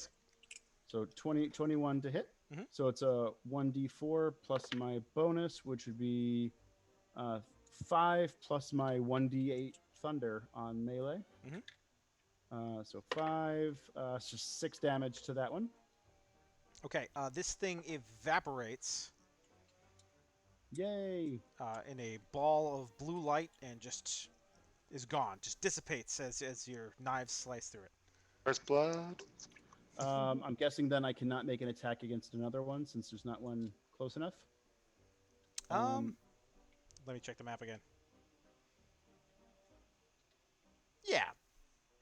Wait, hold on. can? No. They'd be Okay. they'd be like 10 feet back. Okay, so instead I will use my bonus action to give Bardic Inspiration to Blackwood. Okay. Speaking of which, All right. and there you were, no longer in darkness. However, still incapacitated. Sorry. That's fine. And Um, in your magical incapacitation, suddenly all around you are 99 puppies. You are surrounded by puppies. 99 of them. Real puppies. Real puppies. Do They any are of them use their action to on try their to get her to turn? play with them? So we all see these puppies? Don't want to pretend they're a swarm. Yeah, you can all, you can all see. Swarm of just- puppies going on the whiteboard. Do they just appear or do they like drop from the sky? They just like appear. Like she is just covered and surrounded by all these yapping puppies who begin to run around the room. So I That's can't adorable. physically do anything. Can I cast anything? You are Not in, if it has somatic components, but if it's just verbal components, you can. It's just a concentration it's gotta have components. What's the spell? bane. So up to 3 creatures of your choice you can see within range must make a charisma saving throw. Whenever a target that fails this saving throw, whenever a target that fails the saving throw makes an attack roll or a saving throw before the spell ends, the target must roll a d4 and subtract the number rolled from the It's attack got roll. verbal, somatic, and material components. Okay, I didn't see that part. So, no? Yes? Okay, no. But you have puppies. You have puppies now. Okay, yay, I have puppies. Seek 'em, boys, girls, puppies. She can talk, right? Just looking that up right now. Can take no actions or reactions. That's it. Okay, that Everything else. I mean, that sounds to me And she like you gets could to make talk. her save at the end of her turn, though, right? So can I? No. No. Hypnotic pattern does not give her another save. Oh, that's awful. Well, it's a third level spell. It's really good. I didn't expect someone to jump in there. Fair enough. I jumped in there before you cast the spell. Rupert doesn't care. I noticed. Can I get an animal handling check from you? I got 2. I'm not even gonna bother looking to see if anything would help with that. Okay. I got nothing. The Look puppies up. continue to lick you. Aw, Joy. puppies. And I'm going to ignore the part where they can cast charm at will. Yeah, there's too much charm happening already. Yeah, it's all over here. So, Blackwood, was that all you can move around? You can like try and run away, can't you? No, I'm pretty sure I can't do shit. Oh, She has a speed of 0. Someone speed of hit me. 0. Okay, so awesome, We're Victoria. standing there being licked by puppies. You are being licked You by say that like it's a adorable- bad thing. You're welcome. Oh, I'm not a dog. surrounded by adorable puppies. But like my bardic inspiration wouldn't have shaken her out of it. Because I have to like sing at her or something. You have to use your action specifically to do that, unfortunately. Ah. Cool. What? Someone has to shake them out of it. Yes. Yeah. Would dogs licking my legs shake me out of it? See, the That's puppies a- are on her, right? They're Yeah. touching me. Like 99 puppies. Like That's a lot of jarring and jostling. That's a lot. You know what? I'm gonna roll this d20. Evens or odds? I don't need a Evens. d20 for this. I'm gonna use a d4. Evens or odds? Evens. 2. You're awake. You're already awake, but you're capable of doing stuff. Thank you. Can I You're cast covered in puppies. Oh my god. Puppies. So many puppies.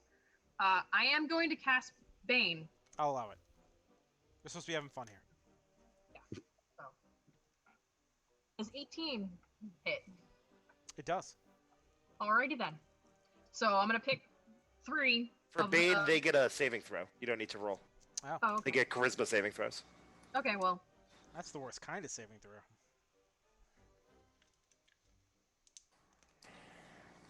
Hey, one of them crit. lucky them. Bane of my existence. How's 13 grab you? Nope. All right, so 3 of them are gonna get hit with this. Okay. Yep. So I've got that. Wait, that was already the case. Yeah. One of them crit. So yeah, two of them are gonna hit with this. Yeah. This is what I get for playing Pathfinder for like a year. Can I still hit anything? Or no? I still got my hand, I guess. Or tray. This is one action. You don't have 2 attacks, do you? I think I do have 2 attacks.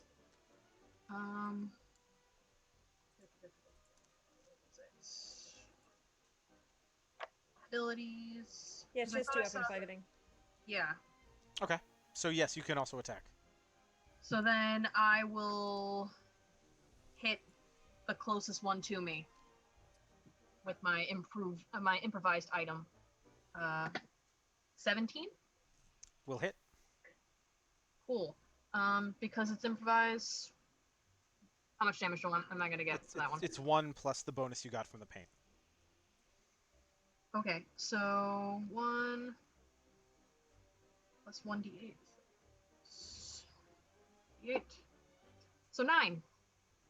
'Cause Okay. It's 1 plus the d8, so. Okay.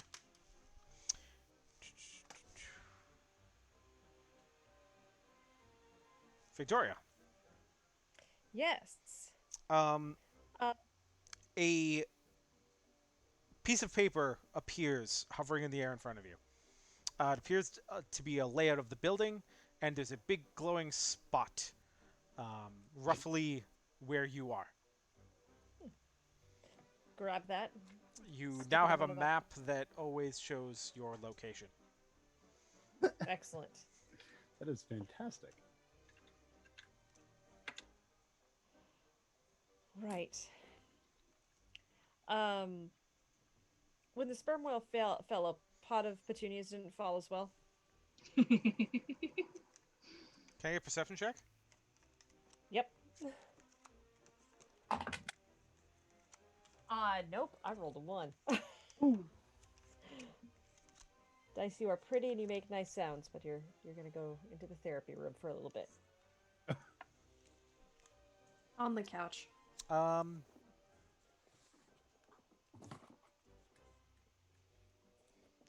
Yes, they do, but you don't notice. And I'm not kidding. I have a therapy room for my dice. I love it. Wow, That's awesome. that's commitment. Just go sit there. So you have this map now, and there are Yep, I these. have the map. There are 4 of these things. So I'm going to. How far away is Blackwood from me? She's pretty close. Like, Okay. like you're all like pretty much gathered by the stage at this point. Seeing that she has no weapon, I'm going to reach into my boot and pull out one of my boot daggers. Okay. Pass it to her. And as I pass her that one, I'll pull off another one from my thigh and fling it at the next closest one of these guys. Okay. And since they're incapacitated, still advantage. I would assume, yeah. Oh, thank goodness for that. So And which one are you throwing it at? whichever's closest to me. Okay. Actually, are they close enough that it could be melee?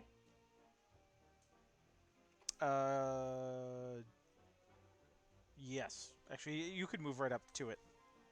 Okay, then I will do the dagger as a melee attack rather than throwing it. That's going to be a 17 to hit. It hits. All right, so that's going to be 5 points of slashing damage plus 13 points of sneak attack plus You don't need to keep going. It's gone. 2 points of cold damage. It is no longer part of this world. Can I hide as a bonus action? Is there anything to where I can hide? You're not a halfling, so no. Okay. Yeah, I mean, I guess you could crouch behind the stage, but they'd be just looking right down at you, so it's probably not Okay, yeah. Nope. worth it. They're incapacitated. Just go around them. Yeah. Well, it's more like hiding to get it my sneak attack. Speaking of which, Rupert, Yes. you're a wizard. You're well versed in these kinds of things. You maybe even cast one of these spells now and again. You're ethereal. Oh, good. That really jives well with my plan to go wake up Blackwood. It sure. Blackwood's already woken up. Yeah. I Well, woke up by puppies. Puppy's good at that. Cool. So I'm ethereal, but I imagine if I cast like spell and such, that those won't be. Yeah. It just says you're ethereal for a minute. Cool. So there's only there's 3 of these guys. They're all incapacitated right now. Correct. So I'm gonna firebolt one of them, chosen at random, for 21 to hit We'll hit. and 10 points of fire damage. We'll do it. So assuming that is still there, it is not incapacitated. Now that it's taken damage. All right.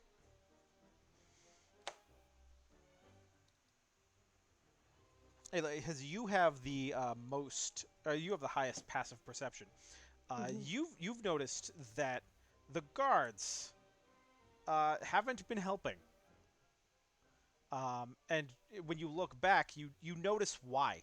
The guards are all dealing with. Remember those all those gnomes that were all identical? They are trying to break into the room, and the ones that were already in the room are mauling the guards. Like shit. like rabid animals. And you Oh, can no. and you can hear them like they're chanting in perfect unison. Like it started. In fact, that's why you noticed it. Because at first it like wasn't that loud, but it got louder as time went on. And let me get back to it.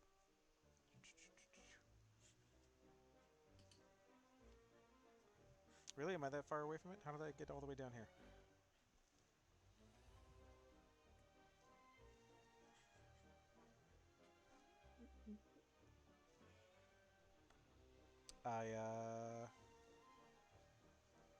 I have completely lost my place. Fantastic. I've done a great job. All right, good. This was great, everyone. This was wonderful. Deck of Wonder coming to you live from the gala. I quit. I'm done. All right, good night, everybody. Yeah, they're chanting, "Protect the castle, keep the castle safe, protect the castle, protect the lair," and they're just like saying that in unison, and just droning on and on about it, as they just savagely attack these guards. All right. So can I? Does it look like I can hit at least 2 of them with an Eldritch Blast without hurting the guards? What's the range on Eldritch Blast? 120 feet. Oh yeah. Okay. Oh yeah. Oh yeah. All right. Oh, So I can do don't 2 say of that. them. Yep. The point is, will she hurt the guard? That's the big one. Can I get 2 of them without hurting the guards? Yeah, I think so. There's like a couple in the door. They're like pushing the door shut, and there's like a couple that are like half in the door, like. I just am like thinking to myself, like, what on earth? I was told I'd learned some stuff, and here I am with these little guys. There's naked people. I just don't get it. Like, but I'm still It's gonna. the social event of the year. I don't want to ever middle come of a back. happening. So I'm gonna fire 2 at 2 of the little guys that are trying to close the door. Okay. At the guards that are closing the door? No, not at the guards. Oh, At okay. the... Oh, no, they- I'm sorry. I thought you said the gnomes were closing the door, No, they're not. or whatever They're they are. trying to come through the door. Oh, okay. So I'll try to hit 2 of them that are trying to come through the door. Okay. So that one is a 12, and the other one is an 8. Your No. dice need to go into a therapy room. Yeah. I know, and they're 2 of my favorites too. That's such a bummer. No. I am so upset by everyone losing their clothing. Kind of like fire off. Oh, into the you direction. affected do you. also notice that Miss Blackwood here, the paladin, is also naked. I'm just done. Like I think mentally, Isla's like, "What is happening?" Like you saw her rush into this magical darkness, and the magic gets dissipated, and there she is, totally in the nude. Ugh. No, Isla's like, I'm going back in my dungeon. I'm never coming out. What kind of party did you think this was? Not the in-universe party that you were invited to, but the group of us playing D&D. Only she sees that I'm nude, right? Correct. What do you mean sees that you're nude? You don't know, but she can see. And that's it could be worse. It could So. be. So yeah, you hit that. You don't hit them because you I do not hit them. You do not hit them, but you threw some bolts at them, which they didn't like it. No. No, they didn't like it. No. So nowhere. Yeah, I'm still gonna just start slashing away because that's about the only good thing I can do right now. So let me get up to another one and take some slashes here. I'm gonna try the D&D Beyond new dice roller. So my dagger gets a 23 to hit for the first one. Okay. Which will be the so 6 plus a 1d8. Let me roll the d. Where's the d8? D8. Roll it. Yes. Don't ask me. Just do it. 6 plus so 10 damage total. Mhm. And hit with the second one. Oh, bogus. That's only a 9. Yeah, 9's not gonna do it. All right, so I'll hit with the 1. And let's see. I will give. Who else is in melee with these dudes? Victoria, Lady Blackwood, and that's it. All right, I will give Victoria now some bardic inspiration as well. I am inspired. I keep getting crits when I'm just playing with them, and then I keep rolling 3s and 12s when I'm actually So, trying to do something. Please keep that up. Yeah, keep doing that.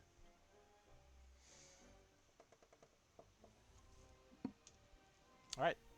All right. So he's Blackwood. done. My turn. I'm done. All right. Well, now I have this delightful dagger from Victoria. Thank you. I'm going to stab the closest corporeal, whatever the fuck it is. Sorry, swearing. Beth, it's 10:45 at night. The kids aren't watching, I promise. Just in case. 10:45 at night where you are. Right? That's true. Exactly. All right, listen. That's a good point. Yeah. So I'm gonna stab them. And I got an 8. You can use But- your bardic inspiration though to Yeah. adjust that. You can. So You I've- could roll a d8 and add that to your to hit roll. okay, I have 12 now. That doesn't do it. Okay. That sucks. Well, I can attack twice because You have That's- extra attack. I have an extra attack. So I'm gonna try to swipe again with the dagger. Can I do that? Yeah. Alright. So I got a 17. That will hit. Awesome. And now I'm gonna go. I got a 7, so 4 plus 3.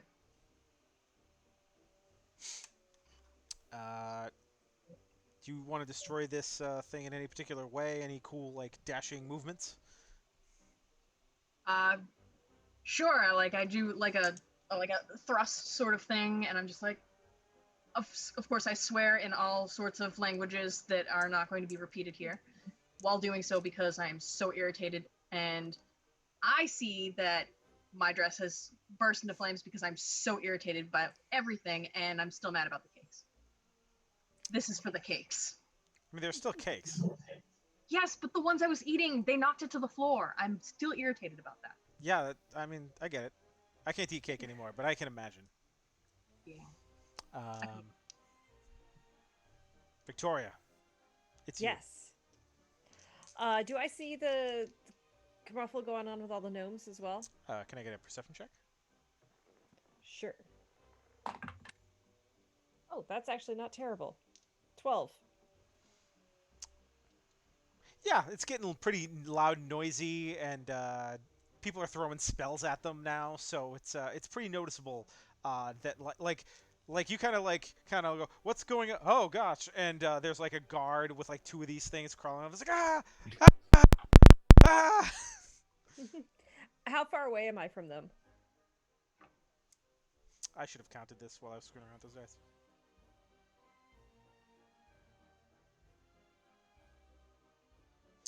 More than 100 squares. 100 squares? Sorry, more than 100 feet. Sorry. Okay. All right. So It's probably it's 125 feet. all right. So I'll go halfway there by using my bonus action to dash. Okay. But that still leaves me more than 50 feet away from them. They're also like, so the way the room is, and man, I should have PDF'd this earlier. So there's a landing and some stairs that come down, and then there's the big ballroom. So they're kind of, there's a couple around the door area, and the ones in the door trying to break in. So you would have to get like across the room because you guys moved all the way up to where the stage was. Yeah, I'll actually commit to running over there. So I'll use my action to dash again and Okay. do another 30 feet. So that's a total of what? So it's 90 feet. Okay, so actually you'd be within 15 feet of the first group of these. Okay. So if I'm that close after dashing and stuff, I'm just going to use my free action to use my telepathy to scream in the mind of one of the gnomes. Can you hear what they're thinking when you do that? They can talk back to me. telepathically if I want them to, but I can just kind of I want to I'm gonna scream in Celestial just because I assume they don't speak that, and hearing a foreign language suddenly screamed inside of your mind should be quite jarring and hopefully will disrupt them from what they're doing. Can confirm, quite jarring. Joe, we don't talk about that. Anyway, all right, cool. You do that. Cool. Roops. That's all I got. Roops, you are ethereal. I am ethereal, which means that I can, since I didn't move up to combat with these guys, I can sort of turn around and start walking towards the gnomes. And I think one of those guys should get firebolted. Is my professional opinion as a wizard. Why is this? So that's going to be 17 to hit. Will hit. 8 points of fire. Okay.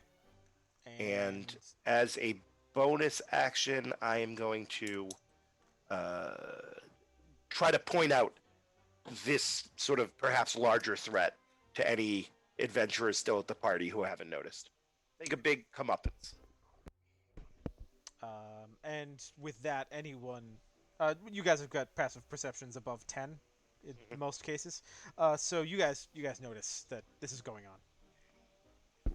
And hold on one second, I gotta.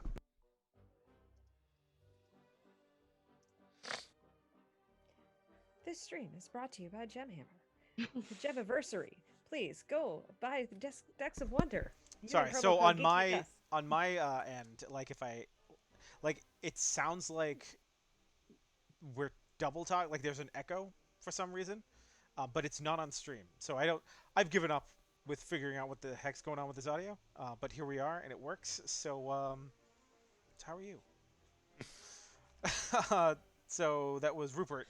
Rupert, you did those things. You did that damage. Fact.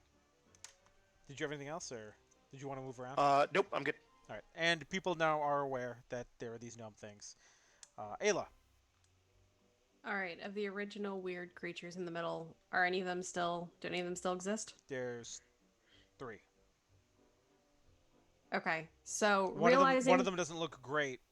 It's like almost like it's got cracks all over it, and then the other 2, they look pretty fine. Okay, so realizing that other attention's been paid to the little fast-moving things that I'm afraid to fire at now, because I'm afraid I'm going to hurt someone, I'm going to turn my attention back to those guys. I'm going to fire at the one that looks bad and one of the ones that don't look too good, as long as they're within 120 feet of me. They absolutely are.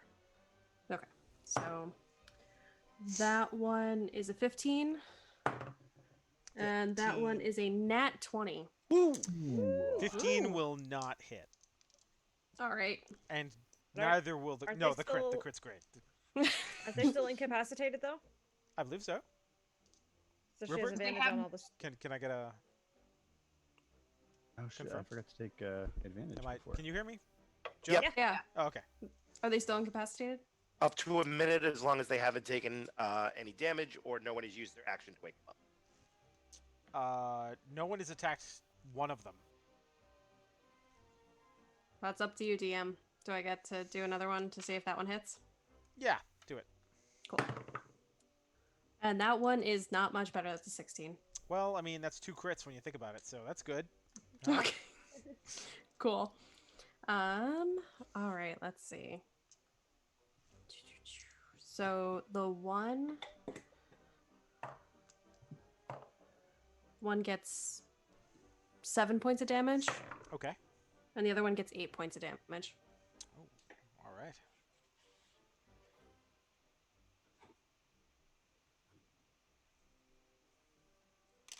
All right. Nowhere. I am still pretending I am a rogue and slashing with daggers. Okay. So the one that's in front of me that's already pretty hurt. Yep, it sure is. It doesn't look happy. 15. It doesn't really have a face. It's just like ethereal, but not like he's a. It's ghostly in a way. Sorry, Ghostly. Does a 15 hit? does not. Does not. All right, second dagger. I'm guessing then that a 9 would not hit. Good Means. guess. Just a bunch of whiffing. I'm not going to Bardic Inspiration anybody else right now. So I'm I mean, done. if that's how you're gonna be done. All right, fine. Just move on to Lady Blackwood. What are you doing? All right. Well, I'm gonna move on to the next ethereal thing to attack with my dagger. So, My cars? what? Sorry, nothing. I just read something you put in the chat, and I was like, "What? Huh?" But sorry, continue. I'm distractible.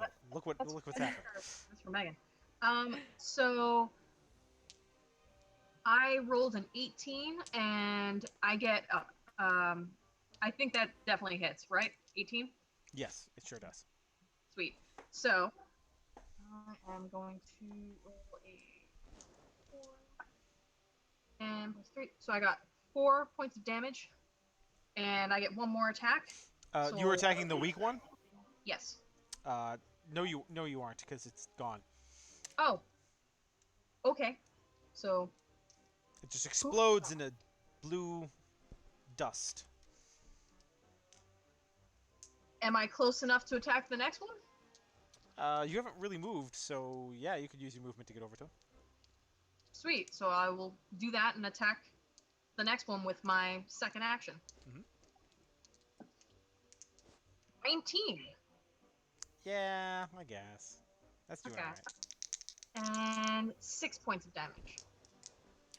6 damage. Ooh. Alright. Do you want to do anything else? No, I used my 2 attacks. Okay. I'm focused on destroy the things in front of me. Okay. Victoria, we're back to you again. All right. So you said I'm within 15 feet of the gnomes. You are. All right. So I'm going to move up. Does the guard count as an ally? Yes. Cool. I'm going to stab a gnome. Do it. No, I'm not, because I rolled an 11. Hits. Oh, that hits. Sure does. Oh, all right. So that's going to be 5 points of slashing damage plus. Ooh, not great. 7 points of sneak attack and 2 points of cold.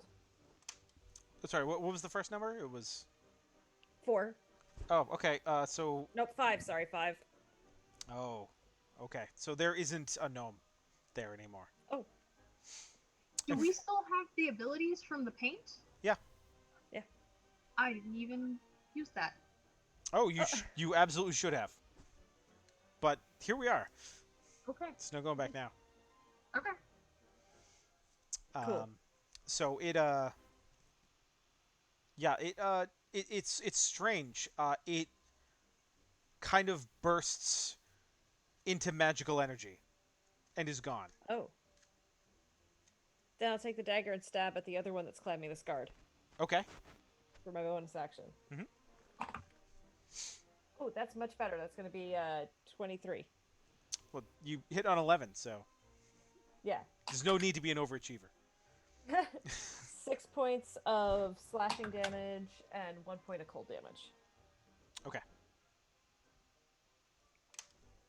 And pop. I'll call out, like, these things don't seem to be made of anything more than a little bit of a spell magic. And the guards kind of call back, yeah, we always wondered about that. Like, we're not even really sure where they came from. You know, they're just always around. And then, like, 2 more jump on him. That's tremendously helpful information. 97 of them pour into the room. Yeah. All right. And Rupert, you're ethereal.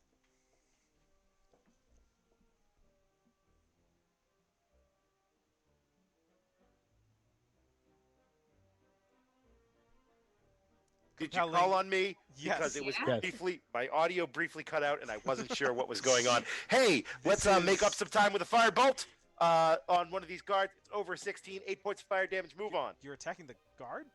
No, the other guy. No, me. Oh, okay. Wait.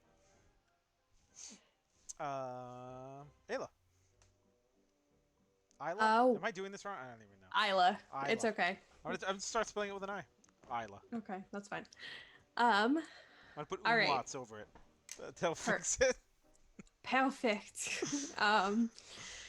All right. So from the two sides, who looks like they might need more help? Because I kind of see myself as kind of in the middle, and I'm throwing stuff based off of There's who only actually one needs it. of the ghostly humanoid figures left. And there's a bunch of the gnomes. Yeah, they're like struggling to close the door and Okay. keep them out. There's only a few left. There's like 3 gnomes on a guy, and the rest are being pushed back against a door. And then there's this one spectral-looking thing. Okay. As long as there's no guards in the way, I'm gonna try to hit the boys that they're trying to push out the door, like Mhm. through the crack in the door. So I'll try to hit those guys. Okay. All right. That is a 15, and then that is a 9.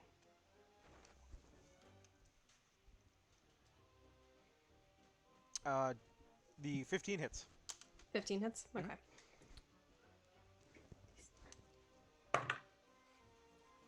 That's 8 points of damage. Okay. It's gone. It's gone. Success. And then Finally. just poof, magical energy. All right, that's it for me. All right, cool. Since we're back at the top, nowhere. Yes.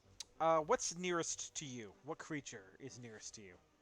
One of those things. Cool. It's a Shadows. toad now until you kiss it. So it just it turns into a toad in front of me. It is just a toad now. Good work, demon boy. That's the way to do it. There are 2 gnomes on a guy, About how far from me? like 120 feet. 120. Yeah, can't do much about that. I'm gonna kill the toad. Make an attack against the toad. All right. We're gonna say that that's a 19. And I'm guessing that hits a toad. Yeah, that'll do it. And that would be, let's see, 4. You don't need to roll. You killed it. It's dead. Like, die, toad. Adventure. You did it. You killed a toad. You are a I'll just strong I'll take. and mighty warrior. I am. I'll take 30 feet of movement. Toad towards, Slayer, they'll call you. That's it. I'm changing my name to Nowhere Toad Slayer. 30 feet towards the gnome things, and that'll be me. Okay. Lady Blackwood, there's none of these things left. Okay. Are there at least 3 people close to me? Ish? Like within 30 feet? Not anymore. The bard ran away from you, and I'm not sure if the wizard counts because he's ethereal. But there are generally people running around in a panic, like their high society ball turned into a big fight, and weird magical gnome things are attacking the guards. So like, people aren't digging it. There's like Yeah, no. random passersby. Good Yeah. pluralization. I don't care about them. Let's see. Oh wait, I'm sorry. You gain all the benefits of a long rest. Nice. Okay, so then, I guess I'll use my action to go join the others towards the gnomes. Okay, so you can get about 90 feet over there. Wait, hold on. What's your speed? My speed is, let's see, 30 feet. Right, so you can use your movement to get 30, and then you can use the dash action to get the other to get 60. So, no, so you can get 60 feet over there, not 90. Okay. Alrighty. Miss Victoria, Yes. I feel like it's perfect that this happened because you guys just like push this product for us, and this is my favorite card. And this applies to everyone. Everyone, everywhere suddenly falls prone. And so everyone falls to the ground. So this is going to be interesting in a minute. But hey, you're on the ground, prone. Do I fall prone? Yes, everywhere. Okay. On every In the plane. entire world? Nope, nope. Well- it More than says that. it says Okay. everyone everywhere suddenly falls prone. Wow. Excellent. So the gnomes who just fell prone too Yes. are they within 15 feet of me?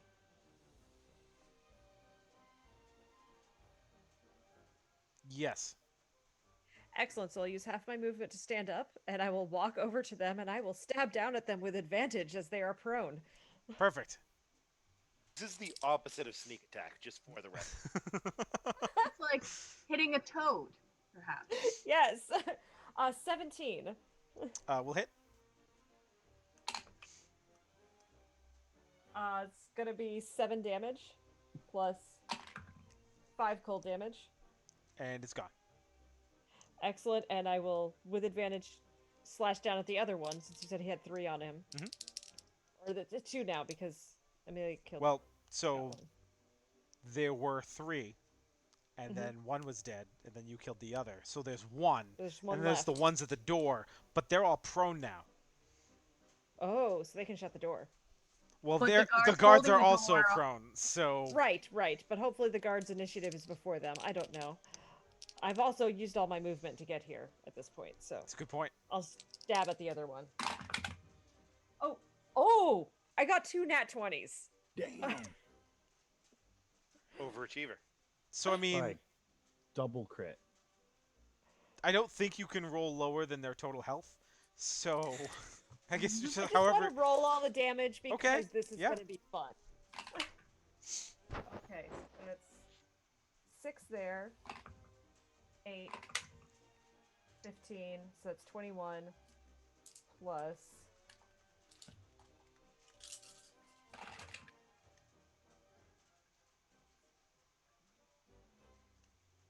Well, 37 points of damage total. Wow.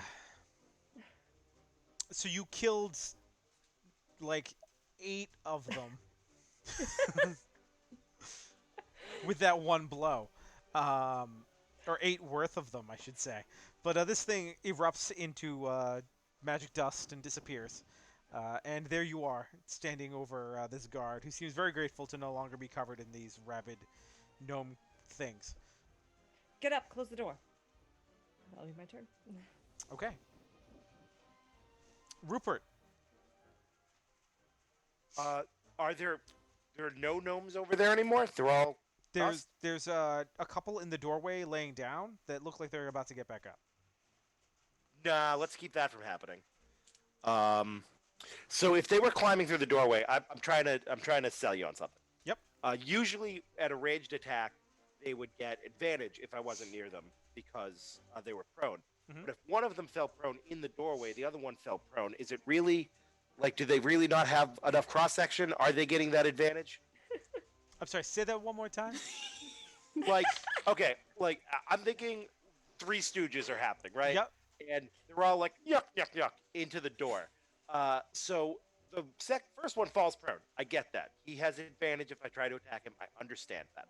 The second guy can't properly fall prone if he's on top of the other guy. No, it's magic. They all fall prone. Well, poops. Okay. You have fireball. There's a whole lot of people over there that I don't necessarily want to be burned.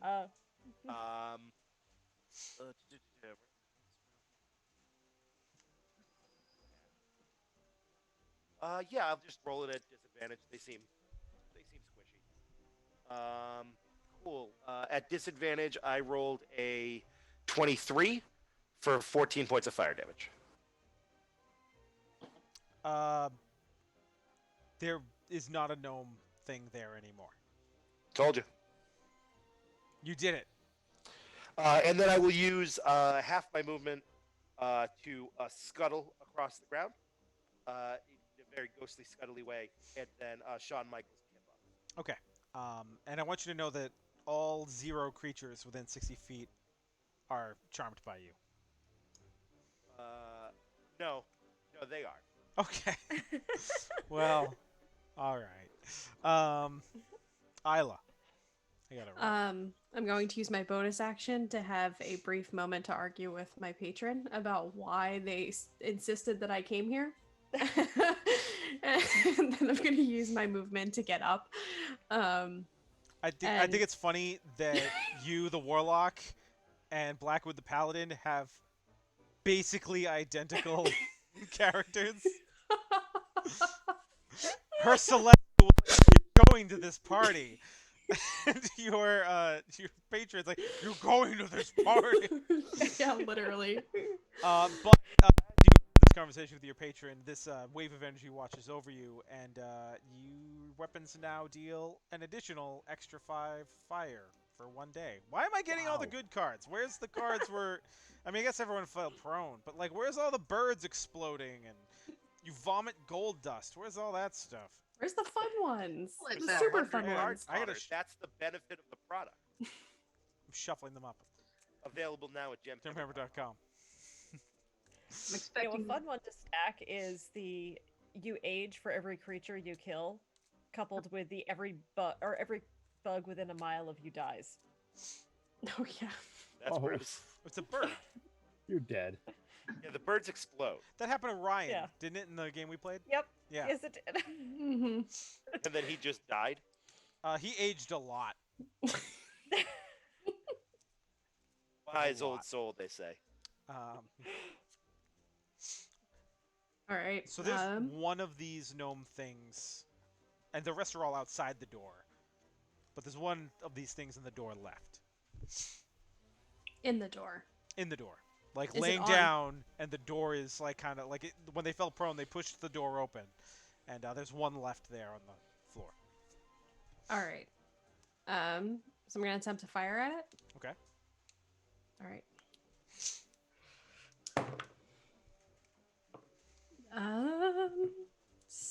16 and 12.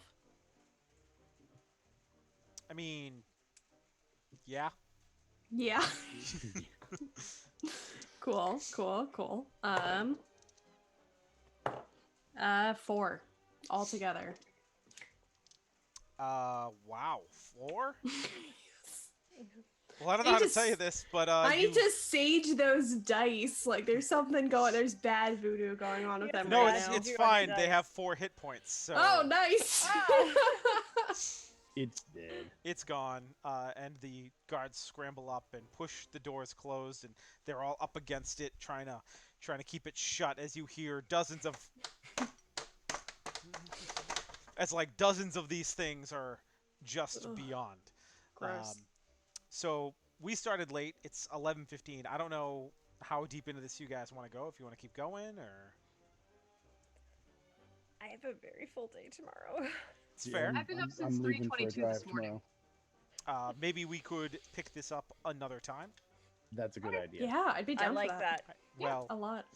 you guys, ladies, gentlemen, tieflings, find yourself in this room full of socialites, actors, and politicians, and one squirrely-looking guy trying to sell a mystery box.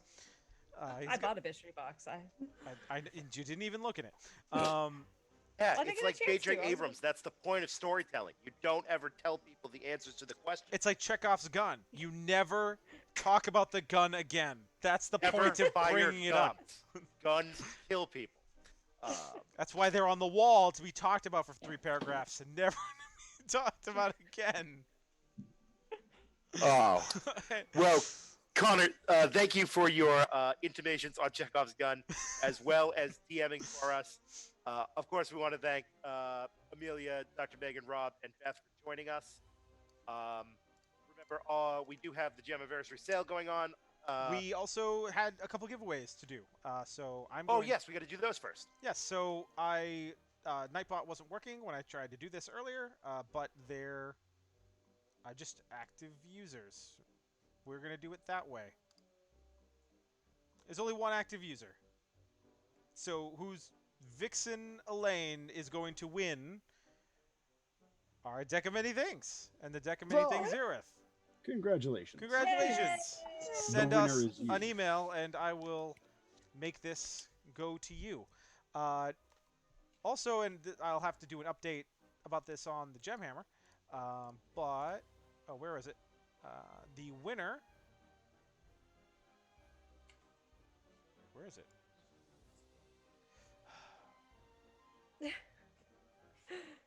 Please wait. Loading. Stand by. I've been having trouble with this. The winner of our prize pack is. There it is. It is Christopher Alonso. That's not me. Well, congratulations, Chris. Congratulations, Christopher. Chris. We will be sending Chris an email, and we will also be sending out an update about this cool batch of swag that we have over here. So that'll be great. Sorry, I'm distracted by. Yeah, we're also having a thunderstorm. Yeah, But we can tell. Yeah. oh, It flashes up in your doorway. does it? You Yeah. can't hear it. Oh, You can nice. see the lightning. Oh. Yeah. Yeah. I was like, is it raining? I just that get the rumbling. loud? Wow. And now I have a new deck of many things. Deck of Wonder. Yep. It's been a long day. I apologize. But Things So- happened. We will just remind everybody about the Gemiversary sale going on. I believe it's promo code Gemiversary at checkout yep, Gemiversary at Uh, checkout. for 10% That's till off. August 1st. We've also got our Patreon up there. Adventures like the one we're playing will be there. You can, I think, right now get the deck of not the deck of wonder, the Tomb of Wonder, the tomb wherein you can find the deck of wonder and Kingdom of Owl Bears as a PDF. If you subscribe there at gemhammer.com. If you want a printed copy, you can. Gemhammer. If you want a printed copy, you can get one at gemhammer.com. It's a neat And little 10% adventure, and 10% off. It's a neat little adventure that introduces the Deck of Wonder as a concept, lets your characters get one, and also has some neat prestige classes, which there aren't really many of in 5th edition, so maybe that's worth it to you. I don't know. You do you. So we want to once again thank our guests for coming on. Connor, how about I had an idea that we Twitch raid Ska-Man, who's our other affiliate. He's streaming D&D Yeah. right now, That and would I be think he'd cool. appreciate the raid. I think he would Yes, love he that would. too, so I'm... I could click a button and make it happen. Okay, let's do it. Okay, so thank you everybody for watching. Thank you everybody for playing, and let's go raiding. Woo! Thank you. Thanks. Woo. Do I just end the stream? I think so. Yes. Ow. Bye, everyone. Thank you. That was a lot of fun. Yes, it And we're- was. Same time Friday. Yeah, well, yeah, how do we... Oh, did we lose Beth and Rob, like, immediately? Yeah, they Yeah. they left They Okay. bounced. the chat. Yeah.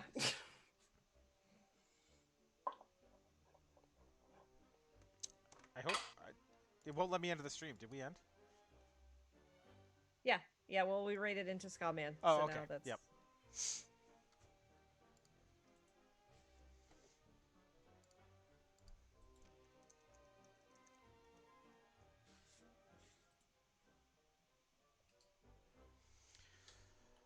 Oh, sorry, I feel like I dropped the ball 97 million times today.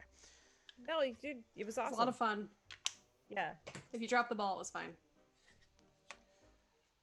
It's just a been live a- stream D&D game. It's like It's a They're hard. stream.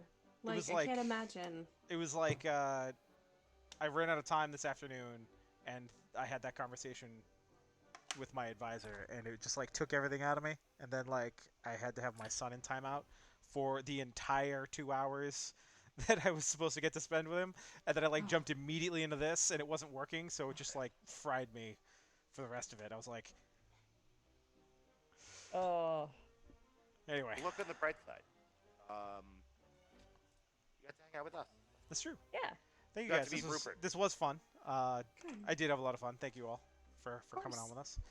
with us. For Friday, the original like Joe and I had this idea where we're going to be doing these streams more often to help kind of promote what we're doing. And the idea was that it would kind of be the continuing adventures of Rupert, and then that way we wouldn't have to worry about getting the same people in every time. Mhm. Because if it's always just kind of following this one character, and like always kind of end it with little short adventures, we can kind of You gotta make it. It's actually excerpts from his book. Oh yeah. that's a good idea. That's Um, I great. like how each one ends, and you could just be like, close the book, and like that is that chapter. And the other good thing about the continuing adventures of Rupert is we can get more people on, right? Right. We can get interesting combinations of people. We can, as opposed to just finding some people. And also, it's much less a time commitment for, I don't know, some people who are in this who might end up being guests of ours. But what Connor's about to say is that my work schedule, we are slowly reopening, and it looks like I'm going to have to go to work on Friday. Yes. So I will not be around for these or D's. Right. That's- So there, we got about. So there's this. This is broken up. This adventure is broken up into 5 pieces, but the first and second part are way longer than the other pieces. It's like there's all this build up, and then the big fight, and then there's 3 rooms you go to basically. So we are at the part where you'd start going to the rooms and figuring out what's going on, and then you fight the guy. So we're roughly halfway through it. Especially now that you know that most of the things you're going to be fighting are one-hit kills, but there's a lot of them. So I kind of expected us to get a lot further. I don't know why, but I haven't played this. I wrote this for this and didn't realize it was going to take quite so long. With Joe not here on Friday, it doesn't make sense for us to pick up with this since it'll be you guys and Johnny, who has not replied to me. Still not answering. That's usual. So, I mean, I'm definitely down to play. Even if it's just you guys who want to play. Maybe we can get Beth back, or however we want to do it. It makes never mind to me. Do you want us to see if we can find someone else? He will be I there have Friday, for Johnny. Yeah. Oh, he will. Yeah, I helped him make his character again. Okay. What we were doing on Friday, I had kind of spun it in my head when I thought Joe was going to be here. That if we get through this one, then what we can do is, I have a pretty decent way to kind of swing us into that one, but since he's not going to be here, there's no point in even really going down that road. So we have this adventure, or we have this concept that was 4 adventures that we came up with 4 years ago and then abandoned it. But I got a bunch of them on my computer that it occurred to me why, we have this content, why aren't we using it? Yeah. Yeah. And so the idea behind it was there are these generic dungeons. They are not Mad Lib, but we don't tell you who lives there, and we're not giving you information about the kingdom, and we called it MacGuffin Stone Keep. And every single one of them is called MacGuffin Stone Keep, and at the end of every single one of these is a MacGuffin Stone. It's very important to the plot. It probably belonged to your father. And so they're just these, you need a water temple, here's a water temple. You need a room full of rooms, here it is. You need the dungeon, the big bad guy's evil lair, here's the one that's that. But they're not full adventures, they're just encounters and rooms and whatever. So since I already have one done, and 2 more that I could clean up, so the idea was that I would do that between now and August, and I thought I would run you guys through it and kind of hype up that product a little bit and talk about it. I love the idea of Rupert going around collecting the MacGuffin stones. He doesn't do anything with them. That would be amazing. He just has He's them. fulfilling the prophecy. Right, he is one of the chosen 3.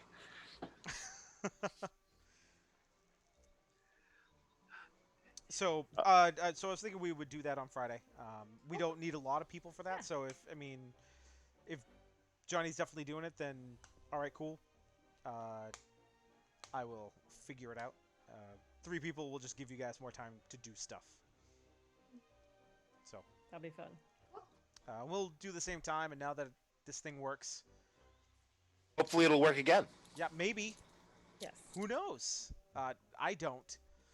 I very don't. I don't want to get a PC just to do this. I just want this to work. Mac needs to figure it out with streaming. It's a really big problem with Macs. Well, the problem is that everything I do is on a Mac. I got Photoshop, I got Maya, I got InDesign, Illustrator, everything. I can't put that on a PC.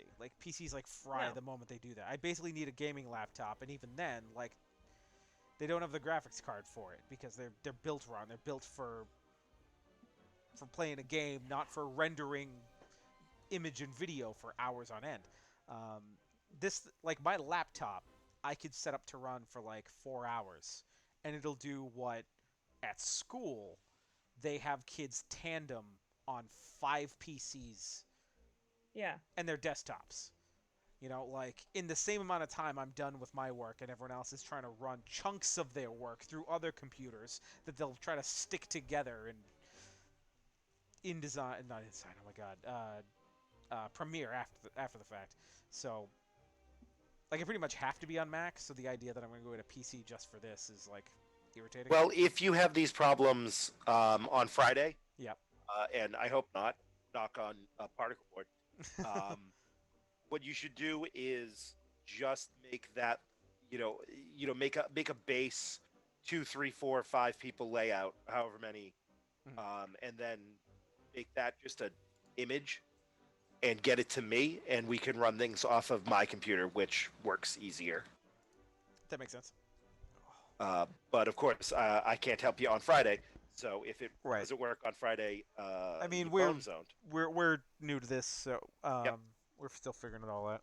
And I mean, it works Also now. got- So I got a gaming PC for my birthday, and it's enough to run Streamlabs and OBS and stuff off of, to mix sound and everything. Because I use Mac for everything, other than gaming and streaming. yeah, Mac's not great with games. Mm-mm. I used NVIDIA to play Destiny on it. It was bad. It was bad. Yeah. Cool. I'm gonna get out of here, friends, neighbors, and countrymen. I dig it. Connor, it's clear that Elaine has won those decks. Yeah, I didn't realize that was her until after I said it out loud, and she just sent me a message that said we don't need to send them to her. Okay. If we still want to give them to her, I will almost certainly be seeing her this weekend. Okay. So I could swing by your place on Thursday. It's entirely up to you. You let me know. I'm gonna ask her if she wants something else, Yeah, and I mean, but I feel like she owns most of the things we make. I think, yeah, she doesn't. She also doesn't play D&D, right? So Yeah, that's a good point. she must like them just to like them. So either way, She if just there texted, is some, she just texted me she owns everything but the creatures. so if there is some physical thing you want to give to her, let me know, and I will swing by your place tomorrow. Okay. Cool, and I'll talk to you tomorrow. That sounds good. Bye, friends. Later. Hey, Amelia, really quickly before we set off. Sure. With forgetting brain noodles, it is completely unintentional because I know No, you no. work- Oh my gosh. Don't worry. No, I was I want to address it because you work so hard on it, and I'm so proud of it, and I love it. It's just this is my sticky note of everything I do, and I feel like I'm super braggy when I when I introduce myself. I'm like, and I do this and this, and it's we were interviewed for a podcast where she forgot brain noodles too, so this is why she's feeling Oh, I guilty see. about it. I'm So like, yes. what minefields have I wandered into? I feel like No, I I'm more I feel so like teasing this her about major it. point of resentment just like cropped up out of nowhere. No, not at all. Not at all. I mainly Yeah. tease her about it because other than doing community manager stuff, brain noodles is Mhm. my baby. Besides, her, And it's them so doing the good. hosting stuff. So